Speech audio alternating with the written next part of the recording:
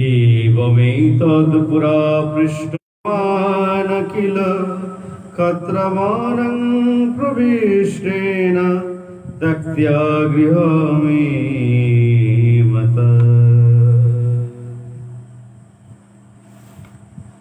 শ্রী সুখদেব জিজ্ঞেস করলেন, পরীক্ষিত মহারাজ প্রশ্ন করলে সুখদেব গোস্বামী তার উত্তর প্রদান করছেন। মৈত্র বিদুর সংবাদে বলছেন যে ধৃতরাষ্ট্র কর্তৃক দুর্যোধন, সেই দুর্যোধনের যে পুত্র আদি তারা কুপদগামী হতে লাগলো ধীরে ধীরে, এবং তাদের যে পরিপোষণ, তাদের দুষ্কার্যের প্রয়াস দান, তাদের ছোট ভাই পিতৃহীন বালকগণের নানা প্রকার যন্ত্রণা দান এবং তাদেরকে প্রাপ্য পৈতৃক অংশ থেকে বঞ্চিত করল।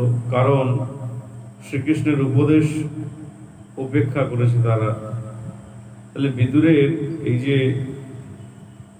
সম্মন্ত্রণা গ্রহণ করে পরিবর্তে দুর্যোধনের কর্ণ দুঃশাসন ও শকুনির সঙ্গে মিলিত হয়ে বিদুরকে তিরস্কার করলেন, বিদুরকে বিভিন্ন ভাবে তিরস্কার করলেন। তাদের মর্মভেদী বাক্যে ব্যথিত হয়ে বিদুর হস্তিনাপুর এবং বন্ধু বান্ধবগণকে পরিত্যাগ করে নানা তীর্থ পর্যটন এবং বিষ্ণু তীর্থ দর্শন সমূহ তিনি পরিভ্রমণ করতে লাগলেন। এই অবধূত বেশি সেই বিদুরের বৈরাগ্য এবং প্রভাস ক্ষেত্রে গমন, সেখানে তার স্বজনবর্গের পরস্পর কলহ বন্ধন, বিনাশ বার্তা শ্রবণ করলেন। তারপর মৎস্য এবং কুরুজঙ্গল আদি দেশসমূহ অতিক্রম পূর্বক যমুনার কূলে আগমন করে সেখানে ভক্ত কুলচূড়ামণি উদ্ধবের সঙ্গে বিদুরের সাক্ষাৎ হল। উদ্ধবের কাছে ভগবান শ্রীকৃষ্ণের আশ্রিত নিজ জাতিবর্গের কুশল বার্তা, তারা কেমন কি আছে জিজ্ঞাসা করে তার নির্বাসনের অবস্থা এবং ভগবান শ্রীকৃষ্ণ যে অধার্মিক গণের বিনাশ ও ভক্তগণের অভিলাষিত প্রয়োজন সাধনের জন্য প্রপঞ্চে অবতীর্ণ হয়েছেন, এই সমস্ত বিষয়ে সুখদেব পরীক্ষিত মহারাজের কাছে বিস্তারিত ভাবে তিনি বলছেন। ইতি ভগবত পৃষ্ঠ তত্রাবর্তন প্রিয়াশ্রম প্রতিবক্তং ন চোতসে উৎকণ্ঠাৎ স্মরিতেশ্বর। উদ্ধব সেই বাল্যকাল থেকে শ্রীকৃষ্ণের এরকম আসক্ত ছিল যে যখন তিনি 5 বছর বয়স্ক ছিল তখন খেলার ছলে এই শ্রীকৃষ্ণের যে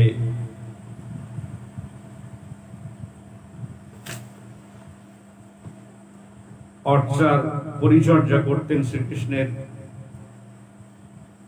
আলেখ্য আদি সেগুলোকে পরিচর্যা করতেন, তখন তার মাতা সকালের সমস্ত প্রাত্যহিক কর্ম গ্রহণ করে বারবার অনুরোধ করলেও তিনি কিন্তু শ্রীকৃষ্ণের পরিচর্যা ত্যাগ করে কোনোদিন খাদ্য গ্রহণ করতে চান না। আগে শ্রীকৃষ্ণের সমস্ত সেবা আদি হবে, তারপর তিনি কোনো কিছুকে গ্রহণ করবেন। তাহলে যখন বিদুর সেই উদ্ধবকে শ্রীকৃষ্ণের কথা জিজ্ঞাসা করলেন, তখন বৃদ্ধ উদ্ধবের হৃদয় প্রেম ও ভরে একেবারে আপ্লুত হয়ে এল। তিনি সহসা বিদুরকে প্রত্যুত্তর প্রদান করতে পারলেন না। যখন হৃদয়ের মধ্যে কারোর কথা, কারোর ভাবধারা এত বেশি ভাবে থাকে, হৃদয়ের সঙ্গে জুড়ে থাকে, তখন সেটা সহজে আমরা ব্যক্ত করতে পারি না। কিছুক্ষণ পরে উদ্ধব সমাধি রাজ্য থেকে বাহ্য দশায় অবস্থিত হলেন এবং বিদুরকে বললেন, শোনো, শ্রীকৃষ্ণ সূর্য অস্তমিত হওয়াতে আমাদেরকে গৃহকাল সর্প দ্বারা গ্রস্ত হয়েছে। আমাদের সমস্ত জীবন যেন কাল সর্প গ্রাস করেছে। শ্রীকৃষ্ণ কোটি সূর্য সম ছিল।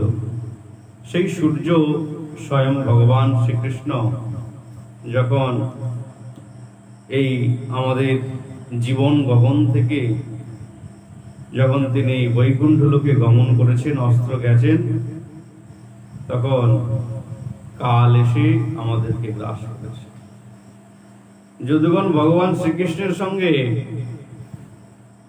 একসঙ্গে বাস করেও যখন শ্রীকৃষ্ণের ভগবত্ব উপলব্ধি করতে পারে না, তারা একসঙ্গে তার বন্ধু, ভ্রাতা, তাদের সারথি ইত্যাদি রূপে ছিলেন, কিন্তু শ্রীকৃষ্ণকে কেউ বুঝতে পারেনি, জানতে পারেনি। তাহলে এর থেকে আর আশ্চর্যের কথা কি হতে পারে? শ্রীকৃষ্ণ মূর্তি সেই গোলকের নিত্য ধন, গোলকের নিত্য ধনই শ্রীকৃষ্ণ। ভগবান জগতে তার যোগময়ের বলে তিনি প্রকটিত হয়েছিলেন। ভগবানের জন্মকর্ম কিছুই নাই, তত্রাপি তিনি যোগমায়ার বলে বলিয়ান হয়ে এই পৃথিবীতে তিনি অবতরণ করেছিলেন। সেই যে মূর্তি লীলার দ্বারা উপযোগী, কিন্তু স্বয়ং শ্রীকৃষ্ণেরও চিত্তাকর্ষক এবং সমস্ত ভূষণেরও শোভাবর্ধ এত সুন্দর অপূর্ব রূপ ধারণ করেছিলেন। কৃষ্ণের শরীর কৃষ্ণকেও আকর্ষণ করতে পারে, এরকম অপূর্ব সুন্দর চিত্তের দশা এসে উপনীত হয়েছিল। তাহলে শ্রীকৃষ্ণের সেই হাস্য লীলা অবলোকন এবং ব্রজবাসীগণ নিশ্চেষ্ট অবস্থায় সবাই সহজেই সেই ভগবানের সহজ যে সুন্দর সহাস্য বদন তা দর্শন করতেন এবং বারবার তার অধর অমৃত পান করতেন, চুম্বন করতেন। শ্রীকৃষ্ণের সেই হাস্য লীলার দ্বারা সবাই অভিভূত ছিলেন। ভগবত আশ্রিত বর্গের দ্বিবিধ দু প্রকার স্বরূপ হয়, একটা শান্ত ভক্ত, ভগবত ভক্ত এবং অশান্ত ভাব, ভগবত বহির্মুখ, অসুর কুল। ভগবত ভক্তগণ দু প্রকারের হয়। একদম শান্ত, জগতের কোন বিষয়ের প্রতি তাদের কোনো আকর্ষণ নাই। এবং এই যে অসুরগণ, যেমন কংসা আদি, অগাসুর, বগাসুর আদি যারা আছে, কংসের যত অনুচর, চাণুর, মুষ্টিক, সল, কুশল আদি, এরা সবাই অশান্ত ভক্ত। এরা সর্বদাই উদ্বিগ্ন মনে থাকেন যে ভগবান শ্রীকৃষ্ণকে কিভাবে হারাবো, কিভাবে তার সঙ্গে লড়াই করব। তা যখন কারোর সঙ্গে কারোর লড়াই হয়, মনে মনে তো চিন্তা হয় তার কথা। তাহলে এই প্রকার স্মরণ যারা করেন তারা হলো অশান্ত ভক্ত। তাহলে ভগবত আশ্রিত বর্গের এই প্রকার দুটো ভাব আমরা দেখতে পাচ্ছি। তাহলে অসুরকুল যখন ভক্তগণের প্রতি পীড়ন আরম্ভ করে, তখন ভগবান করুণা পরবশ হয়ে প্রাকৃত জন্মরহিত হয়ে অগ্নি যেমন কাঠের মধ্যে থেকে আবির্ভূত হয়। আমরা কাঠকে তো সহজে দেখি, কিন্তু কাঠের মধ্যে আগুনকে দেখতে পাই না। যখন পারস্পরিক ঘর্ষণ বা অগ্নি সংযোগ করা হয়, তখন কিন্তু তার মধ্যে থেকে সেই অগ্নি প্রকটিত হয়, বাইরে বেরিয়ে আসে, আবির্ভূত হয়। সেই রকম মহৎ স্রষ্টা যে কারণার দশায়ের অংশে প্রপঞ্চে অবতীর্ণ হন, এবং উদ্ধব আরো বললেন যে অজ পুরুষের জন্ম অরি ভয়ে ব্রজে বাস এবং মথুরা পরিত্যাগ করে যে লীলা তার চিত্তকে ব্যথিত করেছে। ভগবানের সঙ্গে সবসময় থাকতেন এই উদ্ধব, সেই জন্য উদ্ধবের সঙ্গে ভগবানের সঙ্গে উদ্ধব যে সর্বদাই তার খেলার সাথী, তার জীবনের সাথী ছিল। এখন ভগবান যখন অপ্রকার লীলা করেছেন, তাতেই তিনি আর কোনো কিছু ভাবতে পারছেন না, চিন্তা করতে পারছেন না যেটা কি করে সম্ভব। সেই জন্য কৃষ্ণদেশের শিশুপাল পর্যন্ত যোগীগণ বঞ্চিত মুক্তি লাভ করেছিলেন। যখন রাজসীয় যজ্ঞ হচ্ছিল, তখন এই শিশুপাল ভগবান শ্রীকৃষ্ণকে যজ্ঞেশ্বর হিসেবে মানতে চাননি। সমস্ত সভাসদগণ মেনে নিলেও ফলে তাকে তিনি ঊর্ধ্বগতি প্রদান করেছিলেন। ভগবান শ্রীকৃষ্ণ বৈকুণ্ঠ লোক প্রাপ্ত হয়েছিল। তাহলে যারা সেই বীর যুদ্ধক্ষেত্রে শ্রীকৃষ্ণকে দর্শন করতে প্রাণ ত্যাগ করেছে, দর্শন করতে করতে তারাও কিন্তু সবাই বিষ্ণুলোক প্রাপ্তি হয়েছে। ভগবান শ্রীকৃষ্ণের দর্শন স্পর্শন যারাই না লাভ করেছে, তারা সবাই ভগবত ধাম প্রাপ্ত হয়েছে। তাহলে শ্রীকৃষ্ণ সেই ত্রিশক্তির অধীশ্বর, তিনি সত্য রজ তম এই সমস্ত গুণ দ্বারা তাকে কেউ প্রভাবিত করতে পারে না। সেই জন্যে তার সমান বা তার থেকে বেশি শক্তিশালী এবং তার থেকে বেশি জানে এরকম জগতে ত্রিজগতে আর কেউ নেই। তিনি একমাত্র স্রষ্টা এবং পরম পুরুষ। কিন্তু সেই কৃষ্ণ যখন উগ্রসেনের সম্মুখে ভৃত্য ভাব অভিনয় করেছিলেন, তা স্মরণে হৃদয়ে ব্যাকুলিত হয়। যিনি জগৎ পিতা, বিশ্ব পিতা ভগবান, তিনি কিন্তু উগ্রসেন, সেই উগ্রসেনের সামনে তিনি রাজা ছিলেন, তাকে বন্দী করে রেখেছিল কংস। তার কাছে ভৃত্যের মতো, যেহেতু তিনি সম্বন্ধে ছোট, সেই জন্য ভৃত্যের মতো তার সামনে অভিনয় করেছিলেন। যিনি সরাট বিরাট পুরুষ, যার এই লোমকূপ থেকে অনন্ত বিশ্ব প্রকটিত হয়, বর্ষস্রাত হয়, সেই ভগবান আজ অপূর্ব সুন্দর লীলা করছেন। কি উগ্রসেনের কাছে আমি তোমার দাস, এই প্রকার ভাবকে প্রতিপন্ন করছে। তাহলে এই প্রকার হাস্য দাস্য লাস্য উদাস্য বীর বিভৎস করুন মধুর আদি যে সমস্ত নবরস আছে, তিনি তো রসরাজ, সেই রসের ঊর্ধ্বে ভগবান শ্রীকৃষ্ণ এরকম অভিনয় করছেন। শ্রীকৃষ্ণ ছাড়া আর কেউ দয়ালু বা শরণ্য নয়। জগতে কারোর কাছে তুমি শরণ গ্রহণ করতে পারবে না। এই জগৎরা আপেক্ষিক, মনে করি এর কাছে গেলে এই লাভ হবে, এই বস্তুকে প্রাপ্ত করব, কিন্তু সেই বস্তু আমরা প্রাপ্ত করতে পারি না। তিনি কিন্তু পুতনাকে পর্যন্ত ধাত্রীগতিকে প্রদান করেছিলেন, যিনি তার স্তনে বিষ মাখিয়ে নিয়ে এসেছিলেন এবং ভগবান শ্রীকৃষ্ণকে বিষ দ্বারা মেরে ফেলবেন। যখন দুগ্ধ পান করবে, তখন তার শরীরের মধ্যে কালকূট বিষ প্রবেশ করবে। এই প্রকার হত্যার ছলনাতে যিনি মাতৃরূপ ধারণ করে দুগ্ধ প্রদান করেছিলেন পক্ষে, সেই অভিনয় করলেও ভগবান তাকে বাস্তবিক মাতৃগতি প্রদান করেছিলেন। যে ছলে বলে গলে কৌশলে যে কেউ যেমন ভাবেই হোক না কেন, যেমন ভাবেই হোক না কেন, যদি কেউ ভগবানের শরণ নেয় তাহলে ভগবান তিনি তার উত্তম গতি প্রদান করেন। এটাই তার নিত্য স্বভাব, ভক্ত বৎসল স্বভাব। শ্রীকৃষ্ণ পৃথিবীর মঙ্গল বিধানের জন্য ব্রহ্মার প্রার্থনায় দেবকীর গর্ভে আবির্ভূত হয়েছিলেন। আমরা সবাই পূর্বে বহুবার শ্রবণ করেছি, যখন এই ধরিত্রী দেবী আর সহ্য করতে পারছে না। ধরিত্রী একটা তো, তিনি তো মাতা, তার শরীর আছে।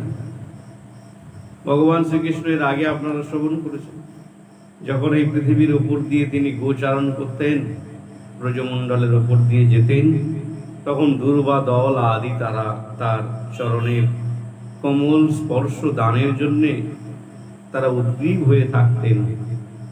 আর ধরিত্রী দেবী শিহরণ অনুভব করতেন এবং তার চরণ সেবা করবার জন্য ব্যাকুল থাকতেন। তাহলে একদিকে সাধুগণ, দেবগণ তারা সর্বদাই সৎ কীর্তি, সুকীর্তি এগুলোকে বজায় রাখেন, এবং সেই সাধুগণ তারা সত্যের ধারক বাহক। সেই জন্যে তারা ভগবানের এই সৃষ্টিকে রক্ষা করেন এবং ভগবানের সৃষ্টিকে, ভগবানের দৃষ্টিভঙ্গিকে তারা প্রবর্ধিত করেন, রক্ষা করেন, যার দ্বারা শান্তি শৃঙ্খলা বজায় থাকে এবং প্রতিটি প্রাণী এবং জীবের মধ্যে পারস্পরিক মেলবন্ধন গড়ে ওঠে। এই বিশ্ব তথা পৃথিবীতে বেঁচে থাকার একটা সাবলীল পরিস্থিতি, পরিবেশ তৈরি হয়। কিন্তু এ তদ ব্যতি রেখে যারা ভারসাম্য হারিয়ে ফেলে এবং যারা এই পৃথিবীর ভারকে, পৃথিবীর যে ভগবানের সংবিধান নিয়ম আদিকে উল্লঙ্ঘন করে, তারাই অসুর, তারা পৃথিবীর ভার স্বরূপ। বেঁচে থাকার অধিকার তাদের নেই। সেজন্য ধরিত্রী দেবী তিনিও চঞ্চল হয়ে যান, যে এদের জ্বালায় আর শস্য শ্যামলা এই প্রকার যে স্বতঃস্ফূর্ত ভাবধারা, সেটি আর বজায় রাখা সম্ভব নয়। তখন দেবতাগণ সেই ধরিত্রী দেবীর কাছে যখন বললেন, তখন তিনি স্বয়ং ব্রহ্মার কাছে সেই উক্তি প্রদান করে অনুরোধ করলেন। কারণ ভগবান, যেহেতু ভগবানের নাভি কমলের সঙ্গে ব্রহ্মাদেবের নিত্য সংযোগ, সেই জন্য তিনি অন্তরের কথা জানতে পেরে তিনি তথাস্তু বললে সবাই আশ্বস্ত হলেন যে ভগবান এবারে জন্মগ্রহণ করবেন। সেই প্রকার তিনি উপদেশ করলেন যে যাও, সবাই ব্রজমণ্ডলের চারিদিকে জন্মগ্রহণ করো। এই প্রকার তিনি নিজ ইচ্ছা শক্তির প্রভাবে দেবকীর গর্ভে অবতীর্ণ হওয়ার লীলা করতেন। তিনি ব্রজে জন্মলীলা করলেন এবং গোপ বালক সহ যমুনার তটে এই গোবৎস চারণ লীলা করলেন। যিনি সরাট বিরাট পুরুষ, তিনি গরু চড়াচ্ছেন। তাহলে ব্রজবাসীগণের যে দর্শনীয় যে কৌমার লীলা, কৌমার অবস্থা কি, যা গালটা একটু চাপা থাকবে এবং সবে কিশোর অবস্থা, সবে শিশু থেকে কৈশোরে রূপান্তর হচ্ছে, এটাই সেই অবস্থা। অপূর্ব সুন্দর তার দর্শন। তাহলে কংস প্রেরিত সেই অসুরগণের যতবার তারা তাকে হত্যা করতে যায়, সবাই ধ্বংসপ্রাপ্ত হয়ে যায়, নিপতিত হয়ে যায়, পতন হয়ে যায়। এই কালীয় দমন আদি যে খেলার ছলে কালীয়নাগকে তিনি দমন করলেন। বল পড়ে গিয়েছিল, সেই বলকে তোলার জন্যে মহা বিষধর সেই কালীয় নাগকে তিনি শিশুকালে কৈশোর অবস্থাতে তিনি দমন করেছেন। এবং শুধু তাই নয়, বিরাট বড় গিরি গোবর্ধনকে তিনি কনিষ্ঠ আঙুলে ধারণ করেছিলেন, আর কি শারদ শুভ্র যামিনীতে রাহাস্য ক্রিয়া করেছিলেন। এই অনন্ত লীলা বিভূষিত যখন তার কৈশোর অবস্থাতে তিনি এই সমস্ত লীলা সংগঠন করেছিলেন। লোকে বলে, অনেকে অনেক ছবির মধ্যে অনেক বড় বড় জিনিসকে দেখায়, কিন্তু প্রকৃতপক্ষে তখন ভগবান শ্রীকৃষ্ণ কৈশোর অবস্থা প্রাপ্ত ছিলেন। আমরা আগে আরো শ্রবণ করব। তগ্রত পুরং সপিত্র সেগীর্ষয়াসং বলদেব সংযুক্ত নিপাত্য তুঙ্গাদ্রি কুয়ুথনাথং হতং ব্যাকর্ষদাসমযশবারমা।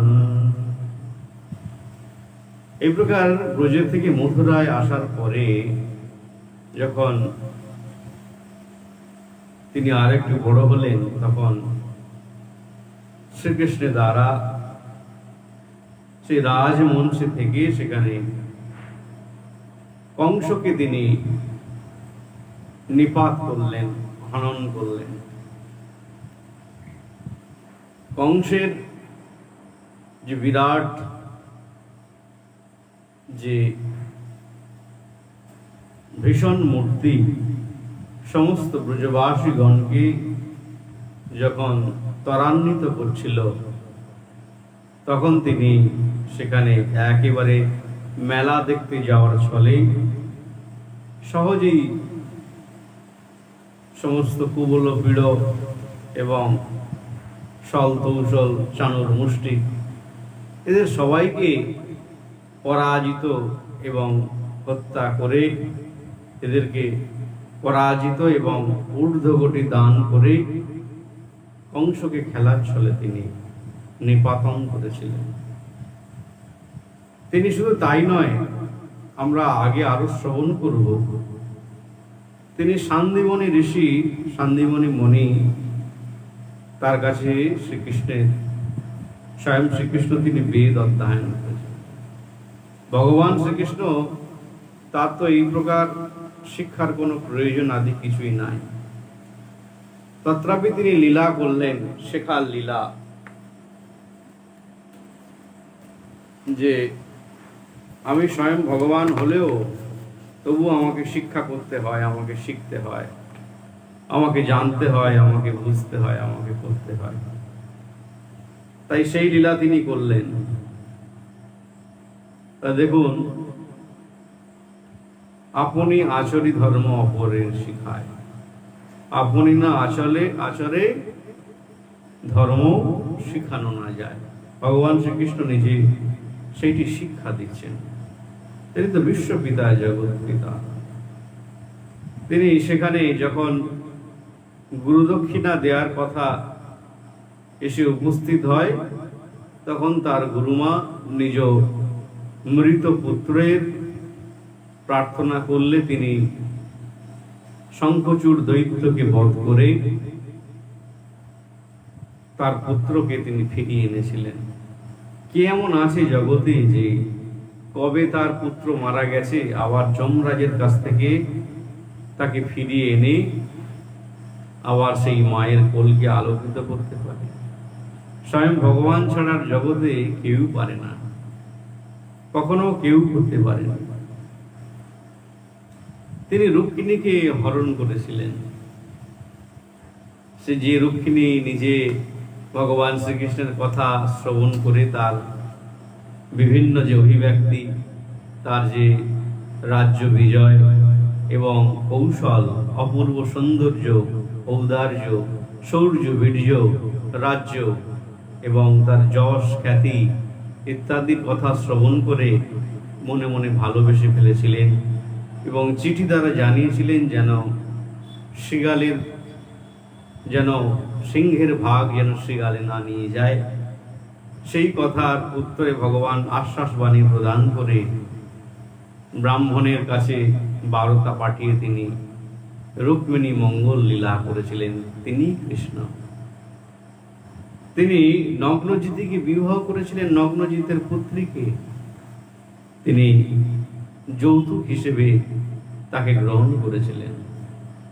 সত্যভামার মনোরঞ্জন করবার জন্যে স্বর্গে থেকে পারিজাত হরণ করে নিয়ে এসেছিলেন।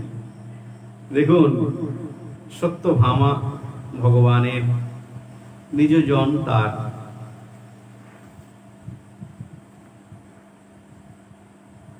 ভগবান যখন হাস্য কৌতুক ছলে, সেই সত্যভামা ভগবানের অর্ধাঙ্গিনী। যখন তিনি স্বর্গ থেকে পারিজাত পুষ্পকে আনবার কথা বললেন, তখন তিনি সেই পারিজাত পুষ্পকে এনে দিলেন। তাহলে এটা কে করতে পারে? স্বর্গ থেকে কি সেই পারিজাত পুষ্পকে আনলেন? প্রকারান্তরে আমরা এটা বুঝতে পারি যে সুগন্ধ আদি, সৌন্দর্য, পুষ্প আদি, এগুলো সবই স্বর্গেই ছিল, যেখানে সুখের আধার স্বরূপ। সেখান থেকে এই প্রকার ভগবত ইচ্ছাক্রমে ধরিত্রীতে নেমে এসেছে। প্রসঙ্গত অনেক সাধুমুখে এ কথাও শ্রবণ করেছি, যে সেটা বলা বাহুল্য যে এই বিভিন্ন যে বহুতল বিস্তৃত গৃহ, এগুলো বিশ্বকর্মা কর্তৃক সেই ঊর্ধ্বলোক থেকে এই পৃথিবীতে নেমে এসেছে। শ্রীকৃষ্ণের সঙ্গে এই যে ইন্দ্রের যুদ্ধ হয়েছিল, ইন্দ্র জানতে পেরেছিলেন ভগবান ছাড়া আর কেউ না। ভূমিপুত্র নরকাসুর তার সুদর্শন চক্রের দ্বারা ভগবান শ্রীকৃষ্ণ বধ করেছেন। তাহলে নরকাসুরের অন্তঃপুরে প্রবেশ করে সেখানে সমস্ত সংগৃহীত রাজকন্যাগণকে তিনি বিবাহ করেছিলেন। শুধু শুধু বিবাহ করেননি, তাদের গর্ভে আত্মতুল্য 10টি সন্তান উৎপাদন করেছিলেন। শুধু বিয়ে করে ছেড়ে দিলেন এইরকম না, তিনি হলেন সরাট বিরাট পুরুষ। তাহলে এই এতগুলো রাজকন্যা, তাহলে প্রত্যেকের গর্ভে 10টি সন্তান উৎপন্ন করা, এ কি এক জন্মে সম্ভব? কারোর পক্ষে সম্ভব? ভগবান শ্রীকৃষ্ণ তা করেছিলেন। কাল যবনকে তিনি হত্যা করেছিলেন। মুচকুন্দের দর্শন দ্বারা ভস্মীভূত হয়েছিল ভগবানের ইচ্ছায়। জরাসন্ধকে তিনি বধ করেছিলেন। জরাসন্ধ দ্বিধা বিভক্ত, সেই জরাসন্ধকে তারই ছলনায় তাকে এই পৃথিবী ছেড়ে চলে যেতে হয়েছিল। শাল্বকে বধ করেন তিনি। আর কি, রাজাগণের বিভিন্ন যারা ভগবত বিদ্বেষী ছিল, তাদেরকে তিনি কিন্তু বিনাশ প্রাপ্ত করেছেন। তাহলে এই প্রকার শ্রীকৃষ্ণ দ্বারা সম্বরাসুর নিধন হয়েছিল। দ্বিবিদ এক প্রকার বাঁদর ছিল, সেই দ্বিবিদ কিন্তু যদিও বলরামের কাছে তিনি মৃত্যুবরণ করেছিলেন, বলরামের হাতে, ভগবানের ইচ্ছাতেই সেই বলদেব শক্তির দ্বারা তিনি নিহত হয়েছিলেন। এবং বাণ আদি, দন্তবক্র সবই কিন্তু এই বলদেব, প্রদ্যুম্ন আদি দ্বারা আরো অনেক সমস্ত অসুর বিনাশ হয়েছে।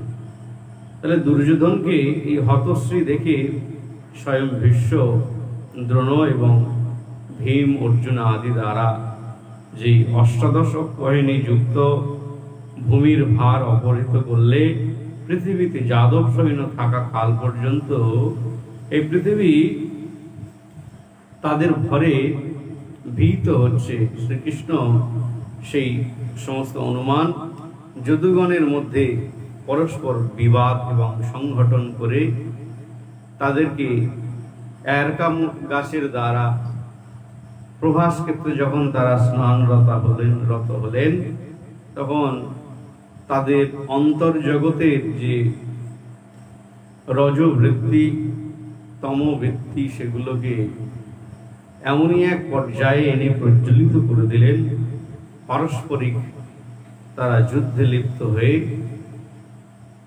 সবাই একে একে প্রাণ ত্যাগ করল। মাত্র 2-1 ছাড়া সবাই দেহত্যাগ।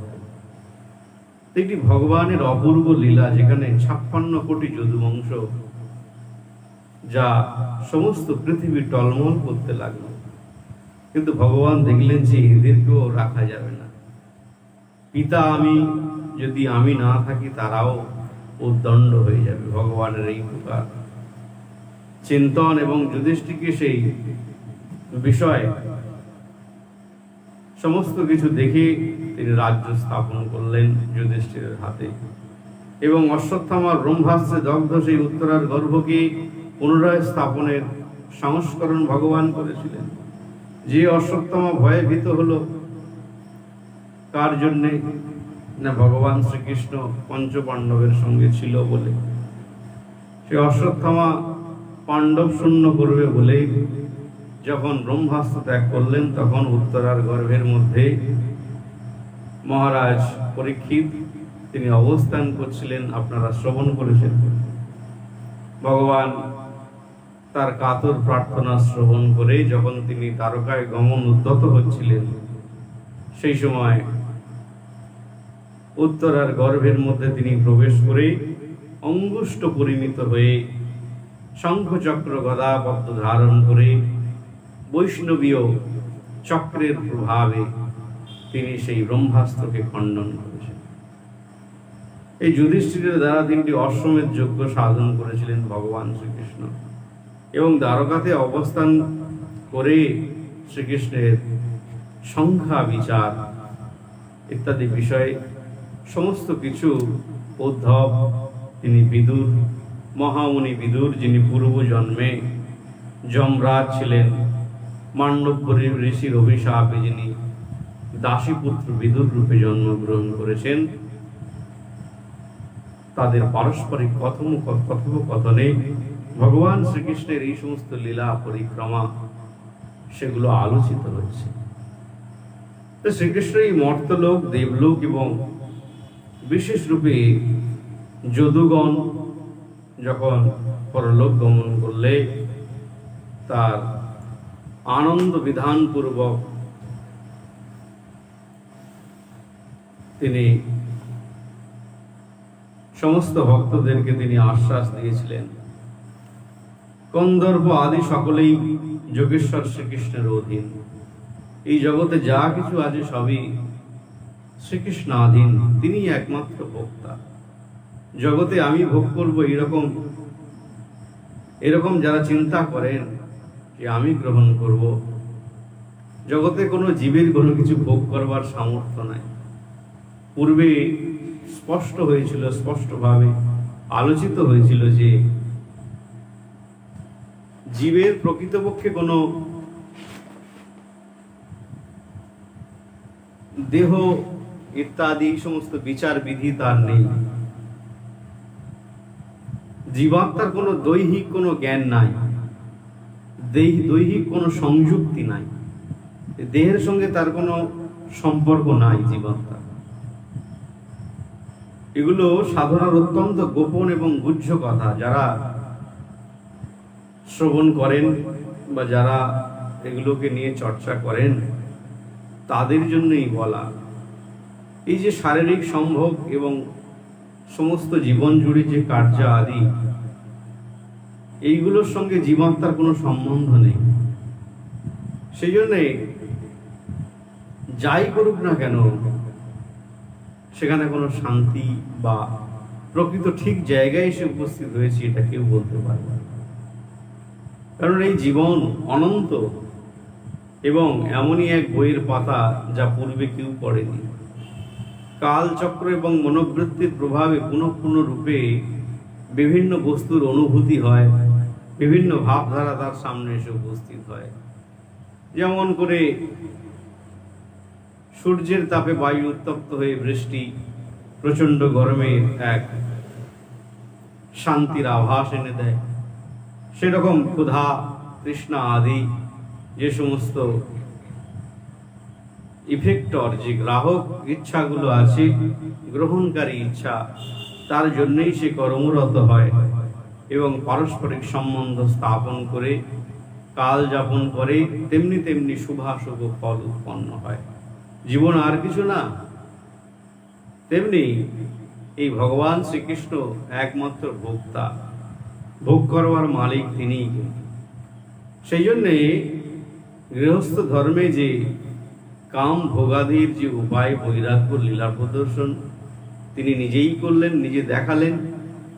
যে যখন নারদ ঋষি তিনি তার গৃহস্থ লীলা দর্শন করবার জন্য গেলেন দ্বারকাপুরীতে, সেখানে সত্যভামা এবং আরও সমস্ত মহিষীগণ কোথাও তাদের বিভিন্ন ভবনে গিয়ে দেখলেন, কোথাও তার পুত্রগণের সঙ্গে তিনি শিক্ষা দান করছেন, কোথাও তিনি আহ্নিক আদি করছেন, মন্ত্র জপ করছেন, কোথাও তিনি হাস্য পরিহাস করছেন, কোথাও তিনি হয়তোবা গৃহকর্মে ব্যস্ত, কোথাও তিনি সাধু সজ্জন বৃন্দের চরণ সেবা করছেন। নারদ ঋষি আসলেও তার চরণ সেবা করে আসন প্রদান করে কুশল বার্তা জিজ্ঞেস করলেন। এই প্রকার যত প্রকার তার সমস্ত গৃহ ছিল, সব জায়গাতে ভিন্ন ভিন্ন লীলা তিনি দর্শন করলেন এবং পরিশেষে যে এসবই ত্যাগের বস্তু, আত্মাকে মুক্ত করে পরাৎপর শ্রীহরির প্রতি আকর্ষিত হলে যে জীব আপনা থেকে নিত্য মুক্ত, নিত্য বদ্ধ মুক্ত হয়ে যায়, বদ্ধ দশা থেকে ছুটকারা মেলে, সেইটি ভগবান শ্রীকৃষ্ণ বারবার প্রত্যেক জায়গাতে তিনি নিজে আচরণ করে দেখাচ্ছেন এবং জীবের চোখে আঙুল দিয়ে দেখাচ্ছেন। সংসার বলে কিছু হয়ই না। কেন না, জীবের পারস্পরিক প্রয়োজন, সেই প্রয়োজন অনুসারে একটা সমাজবদ্ধ দায়বদ্ধতা, এবং পরবর্তীকালে আমি কি করব, যে প্রকৃত শাস্ত্র এবং ধর্ম এবং মানব জীবনের যে ইতিহাস, সেটি সুস্পষ্টভাবে জীব অবগত না হওয়াতে, দৃঢ়ভাবে সুস্পষ্টভাবে অবগত না হওয়াতে জীবের একটা দশা এসে উপস্থিত হয়, চক্র এসে উপস্থিত হয়। যে বৃদ্ধ হয়ে গেলে কে দেখবে? এই প্রকার সংসার এবং পারস্পরিক ভাবের আদান প্রদান, বেঁচে থাকার একটা রসদ, তার জন্য একটা আধার গৃহ, এবং সেটা চলবার জন্য ব্যাটারি, বা সেই ব্যাটারি উৎপাদনের জন্য কার্য, এবং কার্য সাধনের দ্বারা বিভিন্ন প্রয়োজনীয় সামগ্রী, যা মুহুর্মুহু তাকে শক্তি দান করে, এবং কালচক্রের দ্বারা সেটা সেই সময়টা লং হয়, তৈরি হয়, আগে বাড়ে। এইটি হচ্ছে বিষয়। এভাবে কালচক্র আগে বাড়ে, জীবন পরমায়ুকে সে ভোগ করে, তারপর দেহের সে বিনাশ ঘটে যায়, কিন্তু সে যেখানেই ছিল সেখানেই থেকে যায়। আরও বেশি জঞ্জাল এবং বিভিন্ন অভিজ্ঞতা সংস্কৃতি এসে যুক্ত হয়। তার প্রভাবে সে এমনভাবে দৃঢ়কৃত হয়ে যায় যে সংসারকেই সে বাস্তব বলে মনে করে, এবং আভ্যন্তরীণ চেতনা যার দ্বারা সে সহজে সেই অভ্যাসের দ্বারা স্বয়ং পরৎপর শ্রীহরি ভগবান শ্রীকৃষ্ণকে সে লাভ করবে, সেটাকে একটা গৌণ বা সাধারণ বা তুচ্ছ বা পরধর্ম বলে মনে করে। সেজন্যে সেই গ্রেট মেসেজ, এই যে বিভিন্ন যে কথা, তার কনক্লুশন, তার যে সারীভূত বস্তু, সেইটা এই জায়গায় বর্ণিত হচ্ছে যে প্রকৃতপক্ষে ভগবানের প্রতি আকর্ষণই সমস্ত শাস্ত্রের সার কথা। সহজাত ভক্তি তার প্রতি উদয় হয়, সেই জন্যই সমস্ত সংস্কৃত শ্লোক এবং তার যে প্রকৃত গতি, সেখানেই এসে সমাপ্তি লাভ করেছে, শান্ত হয়ে গেছে কৃষ্ণ ভক্তির কাছে, যার দ্বারা সকল প্রপঞ্চ এবং সকল পুরুষ দৈবের অধীন হয়ে থাকে। যতই পুরুষ থাক, যতই জীব সত্তা থাক না কেন, দৈবকে কেউ অতিক্রান্ত করতে পারবে না। স্তব্ধ করে দিতে পারে সাধনার বলে, কিন্তু অতিক্রান্ত করতে পারবে না। আদিদৈবিক, আদি ভৌতিক, আধ্যাত্মিক এই চক্র থেকে যাবে। কিন্তু ভগবানের ভজন করলে তারা অনুকূল অবস্থায় স্থিত হবে। তাহলে সেই যাদের কাম দ্বারা কি হয় না, দৈব পরতন্ত্র হয়ে যায়। ইচ্ছা শক্তি, কামনার দ্বারা বিভিন্ন বস্তুর চাহিদা আছে, আমাকে এই জায়গায় পৌঁছতে হবে, এইটা করতে হবে, না হলে হবে না, এখানে জল পড়ছে, ড্রেন দিতে হবে, পাইপ লাগাতে হবে, কাল এই সন্তান বেড়ে উঠছে, নাতিপুতির কথা চিন্তা করতে হবে, এবং পারস্পরিক এই যে আরও সংসার ভোট দিতে হবে, সুখ সমৃদ্ধি ইত্যাদির বিষয়ে তোমাকে চিন্তা করতে হবে।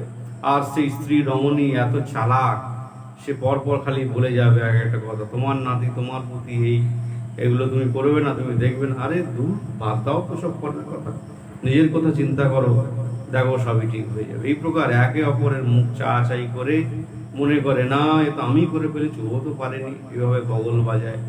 আর বাচ্চা ছেলের মতো সে একটা বিরাট ভূমিকা পালন করবার অভিজ্ঞতাকে হৃদয়ে ধারণ করে ধন্যাতি ধন্য হয়, কিন্তু বঞ্চিত হয় কৃষ্ণ ভক্তির অভিজ্ঞতা। তাহলে সেই জন্যে সেই কামাদির উপায়ে উপরে বিশ্বাস স্থাপন করলে তখন ভগবত বিস্মৃতি হয়ে যায়। সেই জন্যে কোনো সময় যদু এবং ভোজবংশীয় কুমারগণ তারা খেলা করতে করতে মণিগণের যখন সামনে এসে উপস্থিত হলো, এবং তারা এই শাম্ব বলে একজন ছিল, সে পেটের মধ্যে কাপড় জড়িয়ে সে ঋষিগণের সামনে এসে বলল যে মেয়ে সাজিয়ে এনেছে, বলছে যে এই কন্যার গর্ভে কি পুত্র বা আছে বা কি সন্তান আছে যদি একটু বলে দেন। এখানে দুটো বিষয় স্পষ্ট, একটা হলো সাধুগণের সঙ্গে কোনোদিন এইভাবে তাদের পরীক্ষা নেওয়ার জন্য মস্করা করা, রসিকতা করা উচিত নয়। সাধুগণের কাছে সর্বদাই স্পষ্ট থাকতে হবে, এবং সাধুরা তাদের অন্তর্দৃষ্টি দ্বারা জগতের বিষয়বস্তুকে তারা বোঝেন, জানেন, এবং বললেও না বললেও তার উপলব্ধি শক্তির এমন প্রভাব, দূরদর্শিতার এমন প্রভাব থাকে, ভাব, কথা বলা, ভাবভঙ্গি এবং স্থান, কেননা তারা কালচক্রকে জানেন, তারা পর্যাবরণকে জানেন, বিশ্ব সৃষ্টি স্থিতিকে জানেন, ভগবানের রাজ্যকে জানেন, মানুষের মনোবৃত্তিকে জানেন, এবং কি করলে কোন স্থিতি এসে উপস্থিত হয়, এবং বর্তমান স্থিতি দ্বারা পূর্বের স্থিতি কিভাবে তারা কার্য করেছেন, এবং ভবিষ্যতে কোন ভাবনার দ্বারা চালিত হচ্ছেন, এবং অদূর ভবিষ্যতে কোথায় কি উপস্থিত হবেন। এই প্রকার এক খণ্ড জগৎকে তারা মুহূর্তের মধ্যে এক গণ্ডূষ জলের মতো পান করার মতো তারা অনুভব করে নিতে পারে। ওই জন্য সেই ঋষিগণের কোপে পড়ে গেলেন, তারা অভিশাপ দিলেন যে তোমরা এই প্রকার ওর গর্ভে থেকে যা উৎপন্ন হবে তার দ্বারা তোমরা ধ্বংস হয়ে যাবে।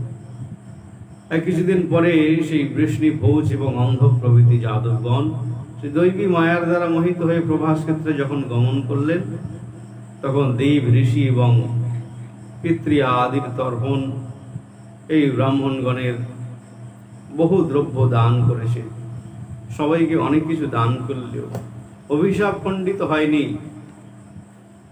তখন তার গর্ভে থেকে একটি লোহা উৎপন্ন হয়েছিল, মুষল। তখন যারা বিজ্ঞ লোক ছিল তারা বললেন যে এটা ঘষে ঘষে শেষ করে দাও, একেবারে খইয়ে ফেলে দাও। দেখুন, এটা খুব ইন্টারেস্টিং বিষয়। এই ঘষে ঘষে খইয়ে ফেলে দিলে সেটা পরিসমাপ্তি হয় না, অবশেষ রূপে থেকে যায়।